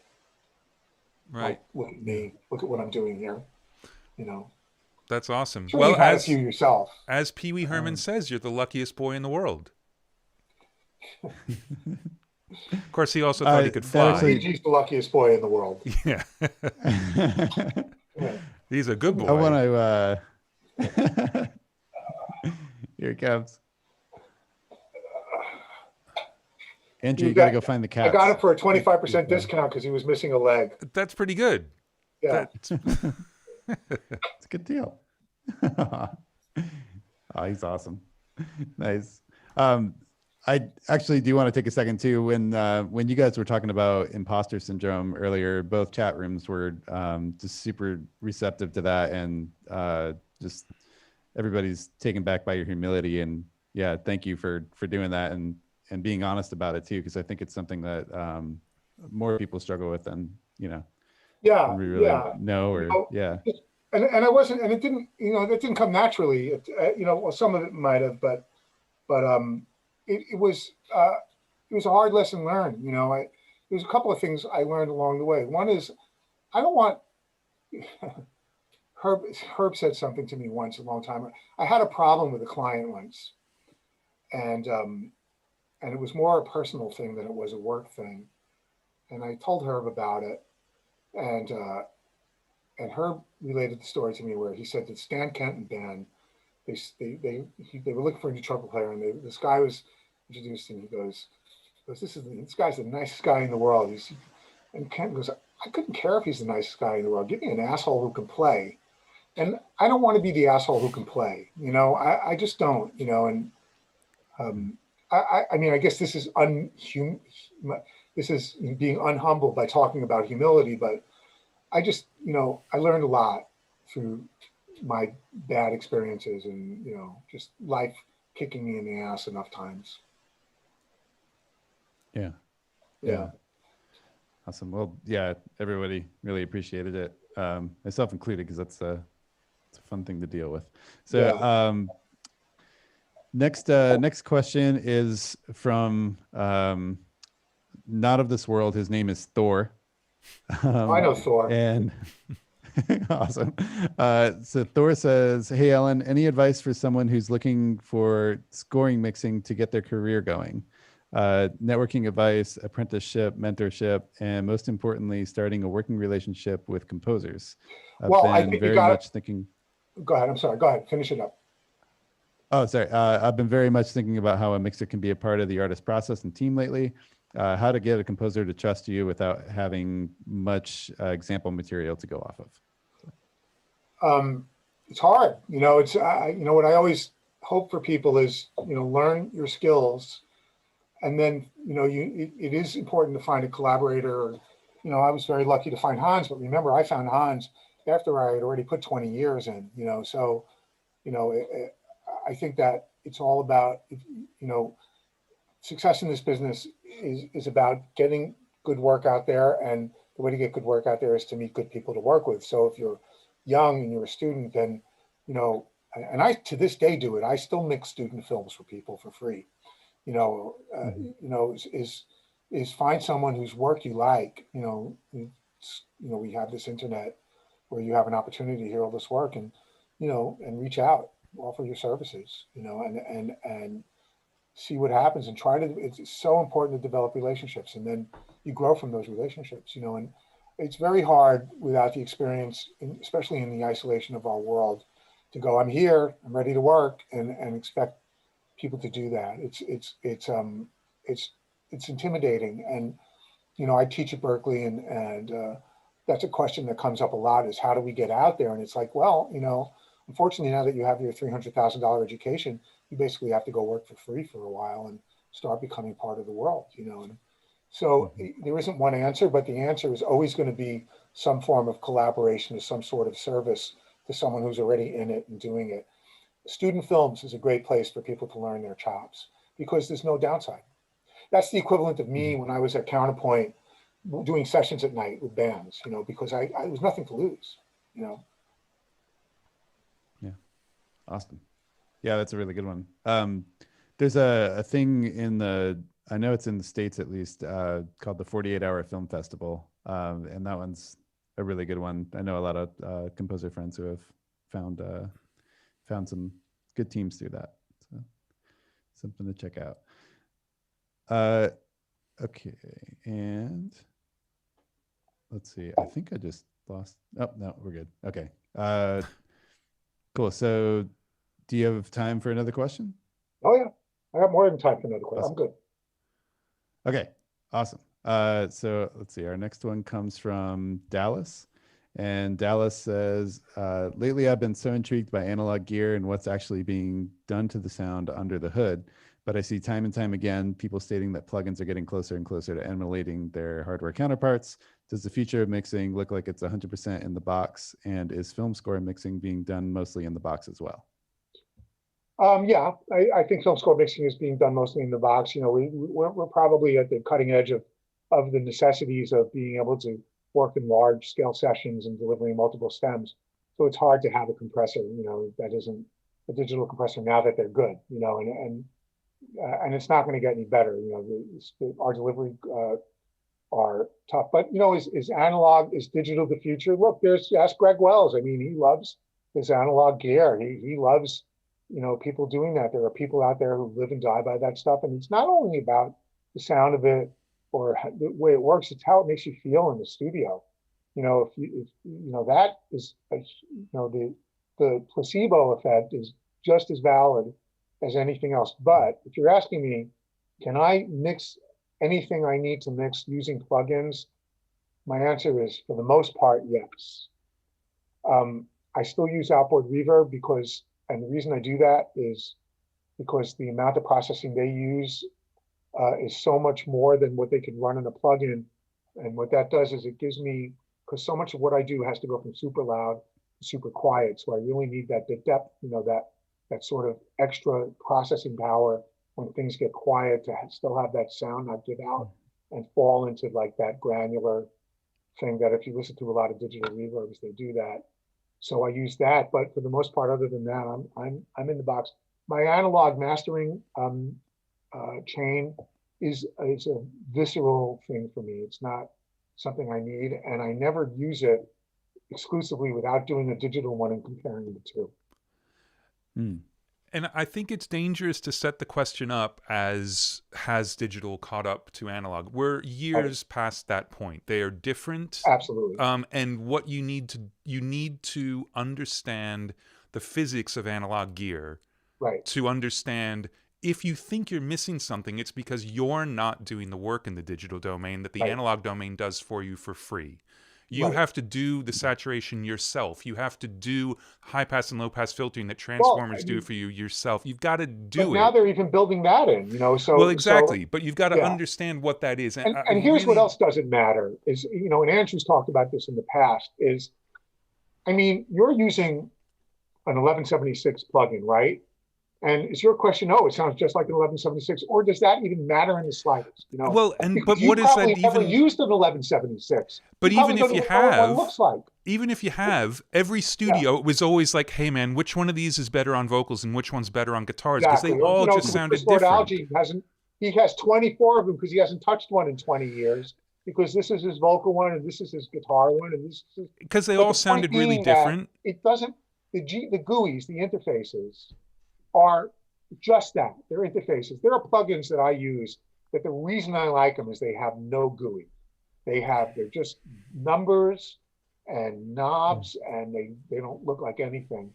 And I find that sometimes I don't want to be fooled by the romance of, you know, they make the GUIs with the skin with dirt on it, and you know, even the ones that like the Apogee one, it cracks me up because, you know, you think at least that one they would just like let it be right, but you look at it and the screw mounts have the paint chipped off of it. Right. You know, it's like, oh my god, you can't win. You know. Whereas everybody who had the paint chipped off was really bummed out about that. Oh yeah, I mean, whoever wanted the who paint chipped my off? paint? Yeah. So don't start from that place. I think it's a dangerous place to start from, thinking there's some deficiency in digital that only analog has and it's unattainable. And then you're just making excuses. Absolutely not the case. Yeah. Everything you want and need and admire is available in the digital world. And the differences are in approach. The differences are in how you do what you do and how you use your tools. And if you have a whole lot more fun working on analog gear, then you should work on analog gear, because that's what it's about. And by the way, there are people that are completely fooled. There have been like golden ear, you know, A/B blind comparisons where people got it wrong 50% of the time. Guarantee you that. And I can tell you some, but I don't want to embarrass people or myself, okay? That, you know, it's not what you think it is. I'll tell a very quick version of this, so that just to sort of turn this inside out. So just what your ear wants to hear, what will make you decide something is better. So years and years ago, developing codecs for compressed audio, like the MP3 AAC, blah, blah, blah, blah, blah. Listen to 3 or 4 different codecs doing triple blind tests run by somebody else. And consistently, one of the people who was doing the listening was picking the 16-bit low bitrate one because it had a little bit of distortion, so it was a little bit brighter, and it was way more fun to listen to. Brainstorm electronics, 16-bit converters. Exactly. So when you then sort of recalibrate and say, look, we're not looking for the one you like the best, we're looking for the one that's most like the source, then okay, now you start listening differently. But that doesn't mean it isn't fun to kind of fuck it up a little bit. And it's the worst one that's the most fun to listen to. Having said that, I will tell you this, okay? That I would rather use this, right? Which is a microphone I've owned for 43 years. I would rather use this, okay, than a $100 Chinese mic and an RCA 77 emulation inserted on it. Okay, many reasons. This sounds a lot better, and someone's going to have a lot more fun singing into this motherfucker. Okay, plus they sound great. So let's recap. Once it is in a medium, a storage medium, be it a piece of tape, a computer, what you do is what works for you, but it's all, you can get a world-class product out of any of it. Getting it in there, using a microphone, or listening back to it using a speaker or a set of headphones. Now, I own like 10 pair of headphones, but this pair of Sennheisers I've owned, they're broken on the top, the 650s, there's no padding left. And for some reason, this is still the only set of headphones I can listen to that tells me the truth. Okay. And good speakers in a room that is properly acoustically treated so that your speakers are telling you the truth is worth everything. And you can't work without that. So analog, digital, digital, digital, analog. Yeah. But in a recording chain, the only parts that have to be analog are Are the microphone capsule and the speaker. And the microphone. Okay, I'll give you even that. The microphone capsule and the speaker. That's correct. But as long as you're analog, do all your analog business. But yeah, once Have it's fun. stored, Go out, knock yourself out. whatever makes you feel good. Use a great guitar. There's a great story about, I just saw it the other day. Eddie Van Halen. No, it wasn't Eddie Van Halen. Some badass, I don't even remember who it was. Some badass guitarist who showed up for a session in some city where he didn't live. And he came in and he had this guitar and he played this thing that was shredding. And everyone was like blown away. It's like, wow, it's fucking amazing. Where'd you get that guitar? He goes, well, I forgot my guitar, so I stopped at the music store on the way over, and I bought it. It was $200. It's just, come on, guys. Yeah. Yeah. Now look. Speaking of guitar, I want to go in the Wayback Machine and just for a second talk about the Frampton record you worked with Eddie Kramer on. Come on. Well, I learned how to hear the expression "you idiot" without getting mad. Because that was his favorite thing to say to me was "you idiot," and Eddie and I had become friends. Okay, but I was working at the studio in Briarcliff Manor called Wizard Recording, and they came in to do overdubs on the Frampton record. Mostly, we worked on one song called, and I always say it wrong because it's the way he sings it, "Barbara's Vacation," and Peter was playing on it. And Eddie, and it was a really good little studio. I was the sort of staff engineer. We had a little stone room that was cool.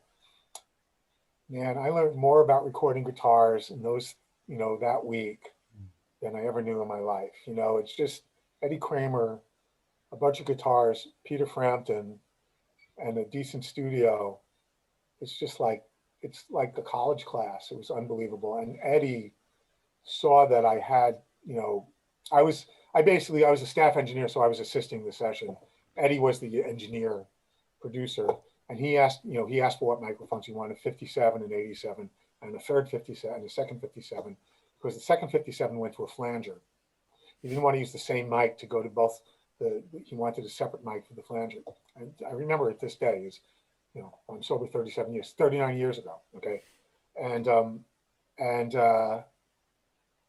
it was phenomenal. There isn't much to remember other than he let me engineer, and I was honored by that. And I was tape opping and engineering and doing everything, setting up the mics and just, doing it. But Peter was as nice as could be. And Eddie was tough. He was tough. You couldn't drop your attention for a second. There were I still have clients like that. If you lose your focus for even a second, they bust you on it. And you couldn't drop your attention for a second. So that's where the "you idiot" would come from. If I did something that wasn't exactly and he said it 4 or 5 times. I busted him on that recently. And then I ran into him again many years later at Enterprise. But that was it. Just guitar overdubs, me, Peter Frampton. Just you, Eddie Kramer, Peter Frampton. I just wanted to get that out there because it was on my list and we didn't mention it. It was fun. It's pretty That's cool. amazing. Yeah. All right. Should we wrap it up with one more? Pull up the Kramer plugin. Yeah. Well, I love that, and that had nothing to do with my relationship with Eddie. He actually reached out to me because I was sort of talking about how much I love that plugin. So he reached out to me, and then and then he had this idea of us doing a project together that never happened, unfortunately. Oh, that's awesome. Okay, let's see here. So we have a question about dynamics and levels. This is from Ned Massey, and he says, what's the best way to approach loudness levels? I meter and monitor thoroughly, but much of the work I do is destined for the film fest circuit, and I feel like I'm trying to guess all possible presentation scenarios. So what would your suggestions be for overall and short-term LUFS and True Peak levels? Most of the films I work on are more intimate, indie films, no explosions, etc. That sounds like a question being asked by a dubbing mixer as opposed to a music mixer, and I don't really have the answer for that because there's a lot of parameters, and the LUFS thing is just an interesting thing because there's different standards that operate with different companies. And usually I don't worry about stuff like that. I just print, with my music stems, I print a level that I know is a reasonable level that will give them a good working range. I tend to print, I don't, I avoid overloads, but I don't worry about the specifics of that because I know it's going to go to another stage where it's combined with dialogue and effects. And that's the stage where there are eggheads that take care of that stuff that I don't have to worry about.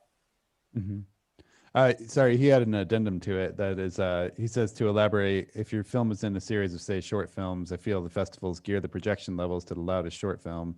And I feel standard levels means sometimes you're shooting yourself in the foot. So he might be doing both in that case. Right. So that's still, that tells me even more that he's a guy that's sort of, it's not a music only question. And that's really out of my field of expertise. Louder's better though. Yeah. That's pretty much well, all you need to know. I love louder and louder is really, really good. But sometimes because louder is better, quiet is sometimes really good. I mean, I've actually heard you talk about that, is that the saving the time to be loud is what makes it have any impact at all. Right. And then, the old pop trick of treating quiet as, you can make quiet louder and still have to feel like quiet, but within a range that is a workable range, and still have the expression of louder. Like Henry Jackman, who I'm working with now, we have this little, like there's always a trick in the pop world. You all know this trick of, the big sections pushing it up a little bit. Well, we take it one step further where we push up the quiet sections and then just recede a little bit for a second before going into the big section so that it really feels like a pop. And then recede back right immediately. So, the slippery fader. Quick question. Yes. How long would it, in general, to mix a cue? How long does that take for you? There's no answer. I mean, I have cues that come in at 900 tracks, and I have cues that come in at 40 tracks. I can mix, on an average movie, I can mix about 7.5 to 10 minutes of music a day. Wow. Which is pretty good. Awesome. It's without approvals, though. Then I have to get them approved. Right. But I think, and this goes back again to the jingle days and this peculiar talent that you have, which is you can go through a set of instruments and get them going and balanced, and then you don't have to keep circling back and circling back. Like when you do stuff, it sticks.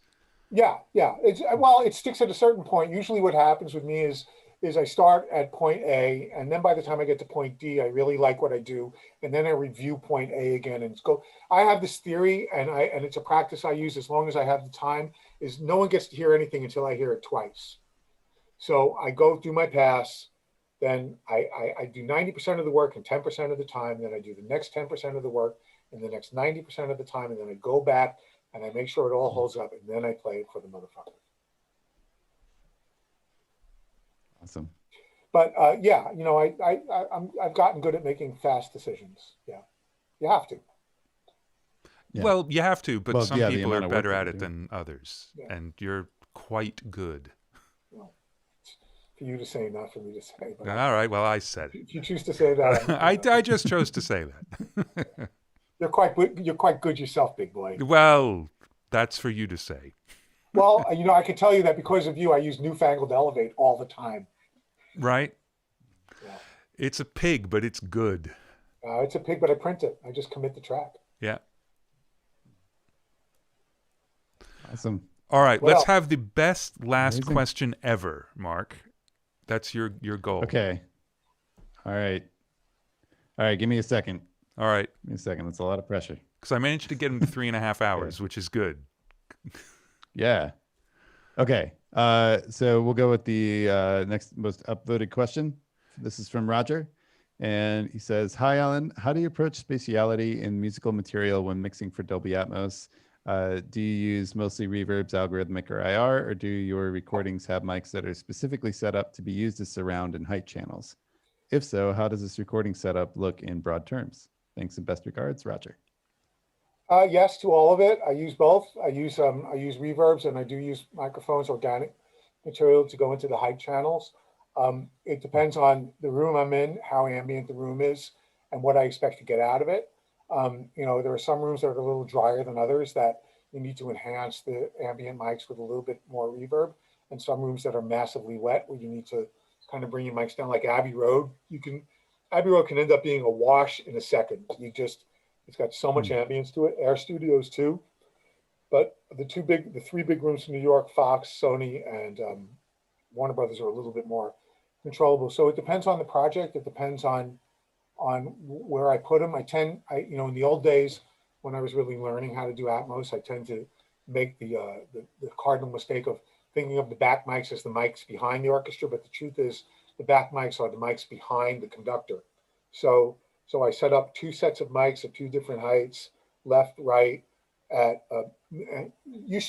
Something about my orchestral recording technique that's a little bit different is my surround mics are at the same height as my Decatree, and they're actually mounted to the back of my Decatree. A lot of the guys surround mics, they have mics sitting in the back, super high up. That's my ambient mic position. And then I add a second ambient mic position for the back. So I tend to treat Atmos as a quad environment, which doesn't work in Pro Tools, unfortunately, because they only give you 7.1.2, but you can do it by using auxes and stuff like that. So it's a moving target. It changes all the time, but it is definitely a combination of organic matter and reverbs. And I mix it. I don't use as much convolution reverb as one would think.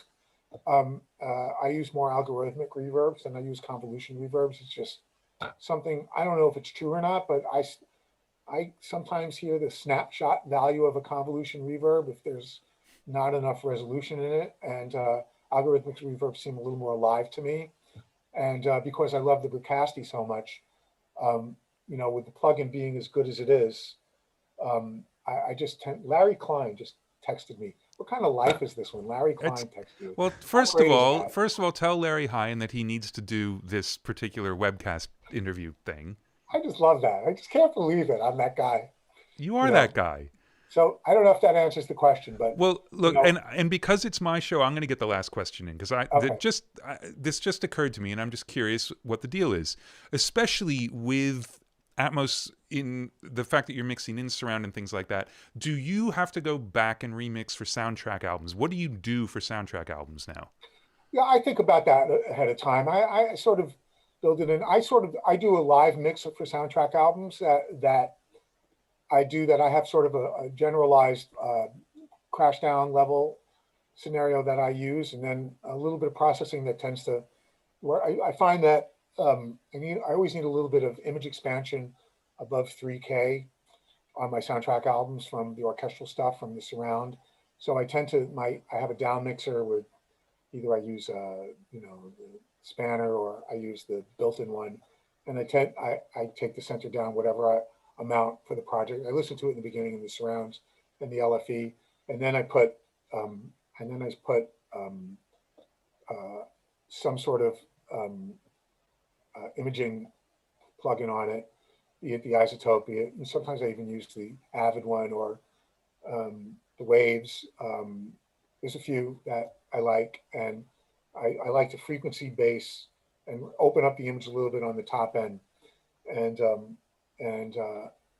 that sounds pretty good to start with. But then what I do later on is I believe wholly that you can't make a good soundtrack album without turning off the picture and just listening to it as a piece of music, because there are hits that don't make music sense that make total sense when you look at the picture and make no sense whatsoever when you don't. And if you're not making choices like that, then you're short. Danny is an interesting guy. As soon as you finish the mix for surround, he wants to do the mix he wants to do the stereo mix. That's a little harder for me. I like to take a day off and then just treat it as a set. I have little oratones in here, and I like having that world and my headphones and stuff like that. And then I'll use a little bit of processing on it, be it gain processing or some harmonic processing, or it really changes from movie to movie, and depending on how dense the score is. And, some of them are harder than others, but, that's sort of the way it works. It's not that hard. I mean, it's hard if you don't listen to it ever, then you have what they call delivery requirements. That's what I call those 2-track mixes, the delivery requirements, but they're not really mixes. Right. Yeah. because I add reverb sometimes to the orchestra, and I add effects that didn't work with the picture for some reason here and there. Right. Anyway, there you have it. Alan Myerson in a nutshell. Awesome. That's a fucking huge nutshell.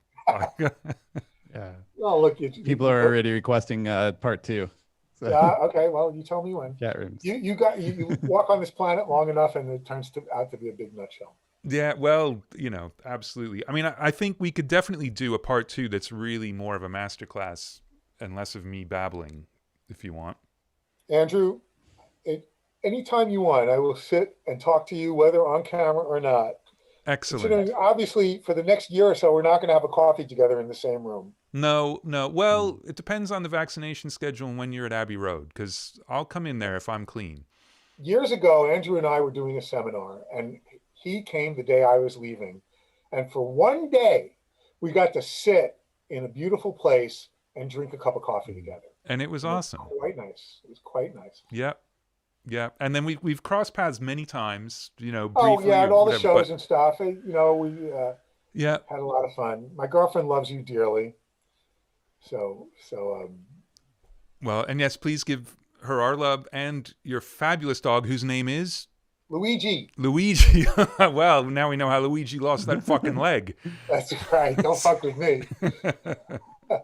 Wow, you don't often hear a Italian gangster name for a dog. That's pretty good. He came with the name. I adopted him minus one leg and with the name Luigi. That's awesome. And I know Al Schmidt loves you for it. I think so. Al Schmidt and I bond over dogs. Sean is a huge golden lover. I had a golden before him. I adopted him when he was 10 and he lived to be 16. Sean and I bond over goldens. Nice. And, Al and I bond over Brooklyn, to be honest with you. Right. I'll bet. Al grew up in Brooklyn, so all I'm short is 20 Grammys and now can we clear something up here? Let's talk a little geography. I want to see you as a Brooklynite. So first of all, you will admit that Brooklyn and Queens are just like one block apart, right? No. So okay, the border between Brooklyn and Queens, what's the border? It might as well be Senegal and fucking Kuwait. But physically, they're right there, right? Yes. Okay. Will you admit that Brooklyn is on Long Island? If you want to really look at it like that, I guess the Belt Parkway takes you from Brooklyn to Long Island, and you don't need to go over a bridge on the Belt Parkway. So lo and behold, I guess Brooklyn is on Long Island. Next time you see Tony Maserati, explain this to him. He doesn't seem to get it. You're hysterical. All right. I think that's it. It's beer o'clock for me. I think it's probably work o'clock for you. Mark, I got to get to work. Mark, you probably have some drugs to take, right? Is that the... Yeah, lots and lots of drugs. Yeah, lots of drugs. Definitely. Okay, so as always, this is the time when I mute the microphone and put on the thanks for watching thing. And so we all wave and then get cut off by my fingers on a stream deck. Thanks, everybody. Thanks, Alan. Awesome. Bye.